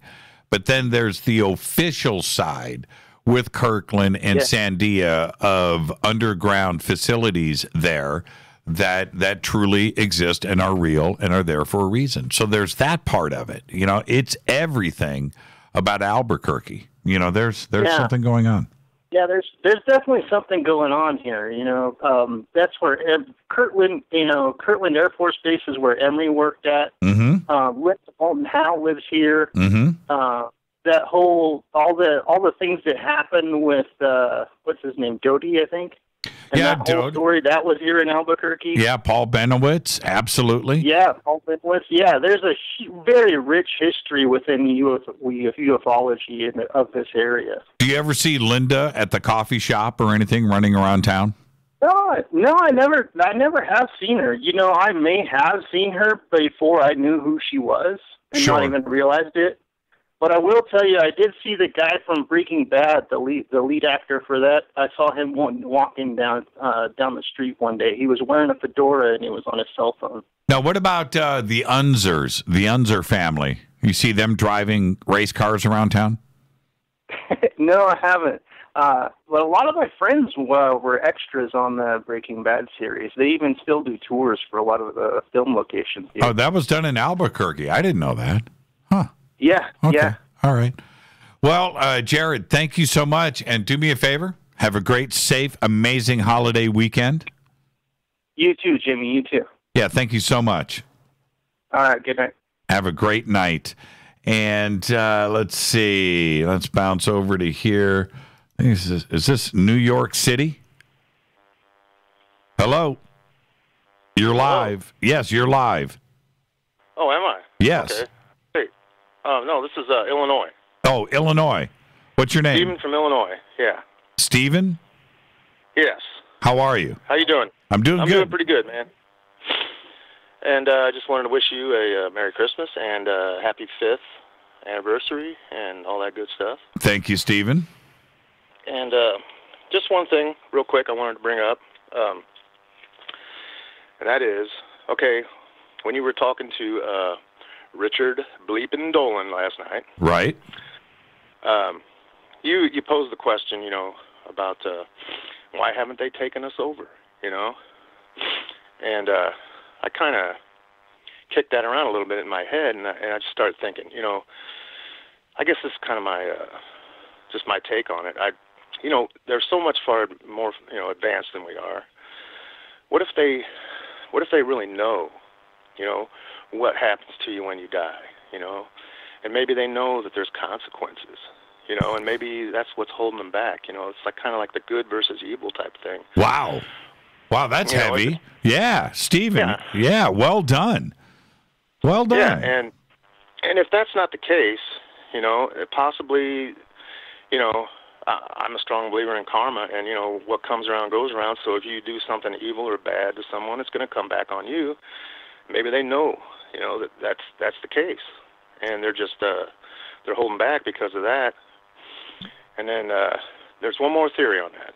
Okay. And that is that I've heard this from I think it was, I'm not sure, one of the guys, one of the big guys in ufology, but that there is a war being fought right now since our technology supposedly is not, as advanced as theirs, and we can't really fight back, that there is races of aliens that are fighting the other aliens with, more advanced technology to keep us going, So I just wanted to, throw that out there and see what you thought about that. Yeah, and thank you for that, Stephen. And I've got to get out of here. Sure. It's the end of the night, but you give us all a lot to think about. But maybe you're absolutely right about the karma thing. And, that's a lesson that we should be learning here on this planet, too, as well, right? Exactly. With Christmas coming around and everything, right. Why not? Right. Stephen, have a great, safe, amazing holiday, okay? Yes, you too, and everybody listening, you also. And I look forward to listening to you some more next year and all that good stuff. Thank you so much, Stephen. Be safe. Thank you. Goodbye. Go Beckley Tepe. All right, now, last call of the night, and it can't be any more appropriate than this. It's Mark from Australia. Mark, how are you, man? Jimmy Bleepin Church. How are you, brother? I'm doing good. Back off the microphone. Okay, hang on. Any better? It's better. It's better. We'll deal with it. I'm in a car, mate, so I'm sort of dealing with the outside noises as well. So okay, now you sound fine. So are you in a V8 Holden? No, I'm in a okay, mate. 1.3 liter. Second car, mate. Second car. Oh man, the other day, we've only got a minute left, but I'm going to say this, Mark. First off, happy holidays. I watched a full review and road test of the Chevy SS, which is a Holden, and they call it the SS out here. And I don't think they're going to do it next year. It's the last year for the car, and it ain't cheap either. By the way, I think it's 460 horsepower, big 4-door. Right? I don't know what they call it over in Australia. Big cool car, but that's it. I don't think they're going to do it anymore. And it's like $60,000. It's not a cheap car. But there you go. I thought of you. And I watched the road test because of you. Okay, so I'm turning it over to you. Cool. We got like a minute and a half left. Okay, mate. I just called to say congratulations on 5 years. It's been a bit of a trip over the years. Thank you. I've had a fun time, and obviously everyone else seems to have as well. Merry Christmas to all the Fadernauts, to you and to Rita. You've been a big part of my life, and obviously I think you've been a big part of everyone else's life. So that's all I want to say, mate. Merry Christmas. Yeah, and thank you for that, Mark. And you've been around with us for so long now. And, just thank you. Thank you for the support. Thank you for being here. Thank you for being a pain in the butt, a couple nights a week. And you do that with flair. And just thank you for that. With a capital P, mate, with a capital P. Yeah, it's so funny. I'm going to tell everybody, Mark knows, when he steps out of bounds, and then he'll send me some text. Hey, man, am I being cool? It's like, dude, man, just do your thing, man. Just do your thing. It ain't nothing. It ain't nothing. But just thank you. And I am amazed. I am truly amazed about how many of our audience is Australian and how much they appreciate the show and the amount of emails that I get from Australia, and it blows me away. I look at the numbers, I look at the map, and Australia and Canada are neck and neck. And it's just it's crazy to me the size of the audience from Australia and the support that we get from you guys. So just thank you so much, and you've been leading that. And so just thank you, and have a great, safe, amazing weekend. Very cool, mate. Very cool. All right, Fadernauts, Jimmy, Rita, have a good evening. Yeah, thank you, Mark. Hey, one of these days we'll make it over to Australia, but you got to get over here to the States too. I'm trying. Hi, mate. I'm trying. I know. Trying to live the dream as well. I know. I don't know who's going to do it first, if we're going to be over there or if you're going to be over here, but I can't wait to meet you. Okay? So, Mark, happy holidays. Sure. Have a great Christmas. That's it. Go Beckley Tepe. Go Beckley Tepe. There you go. Thank you, Mark. Thanks for taking my call. Right on, Mark. And driving around in Australia and takes the time to call in. Well, that's it. That wraps our Merry Christmas special, Fadernight. Just thank you to all of you. And please have a great, safe, amazing weekend. Monday is Christmas Eve.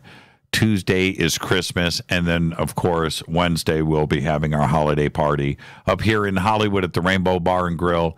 And if you're going to be in Hollywood, if you're around Southern California, if you want to just come on in from out of state, just come over and hang out with us Wednesday night over in Hollywood. And I am your host, Jimmy Church. This has been an amazing year. an amazing year. Thank you. Thank you. Merry Christmas to all of you. And I mean that. From everybody here at Fade to Black to you and yours, have a very Merry Christmas. Fade to Black's executive producer is Rita Camarion. Show is produced by Hilton J. Palm, Renee, Dennis, and Bob. Announcers are Steve Harder, Gene Viteau, and Mark D. Kovar. Webmaster is Drew the Geek. Music, Doug Aldrich. Intro, Spaceboy.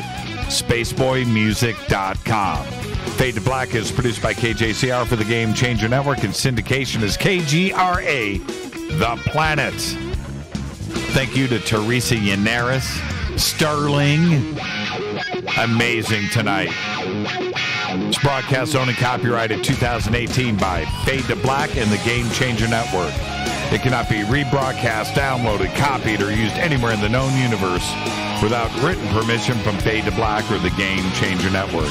I am your host, Jimmy Church, and I'll see everybody after Christmas next Thursday for Fadernight. Until then, everybody be safe. Merry Christmas. Go Beckley Tepe.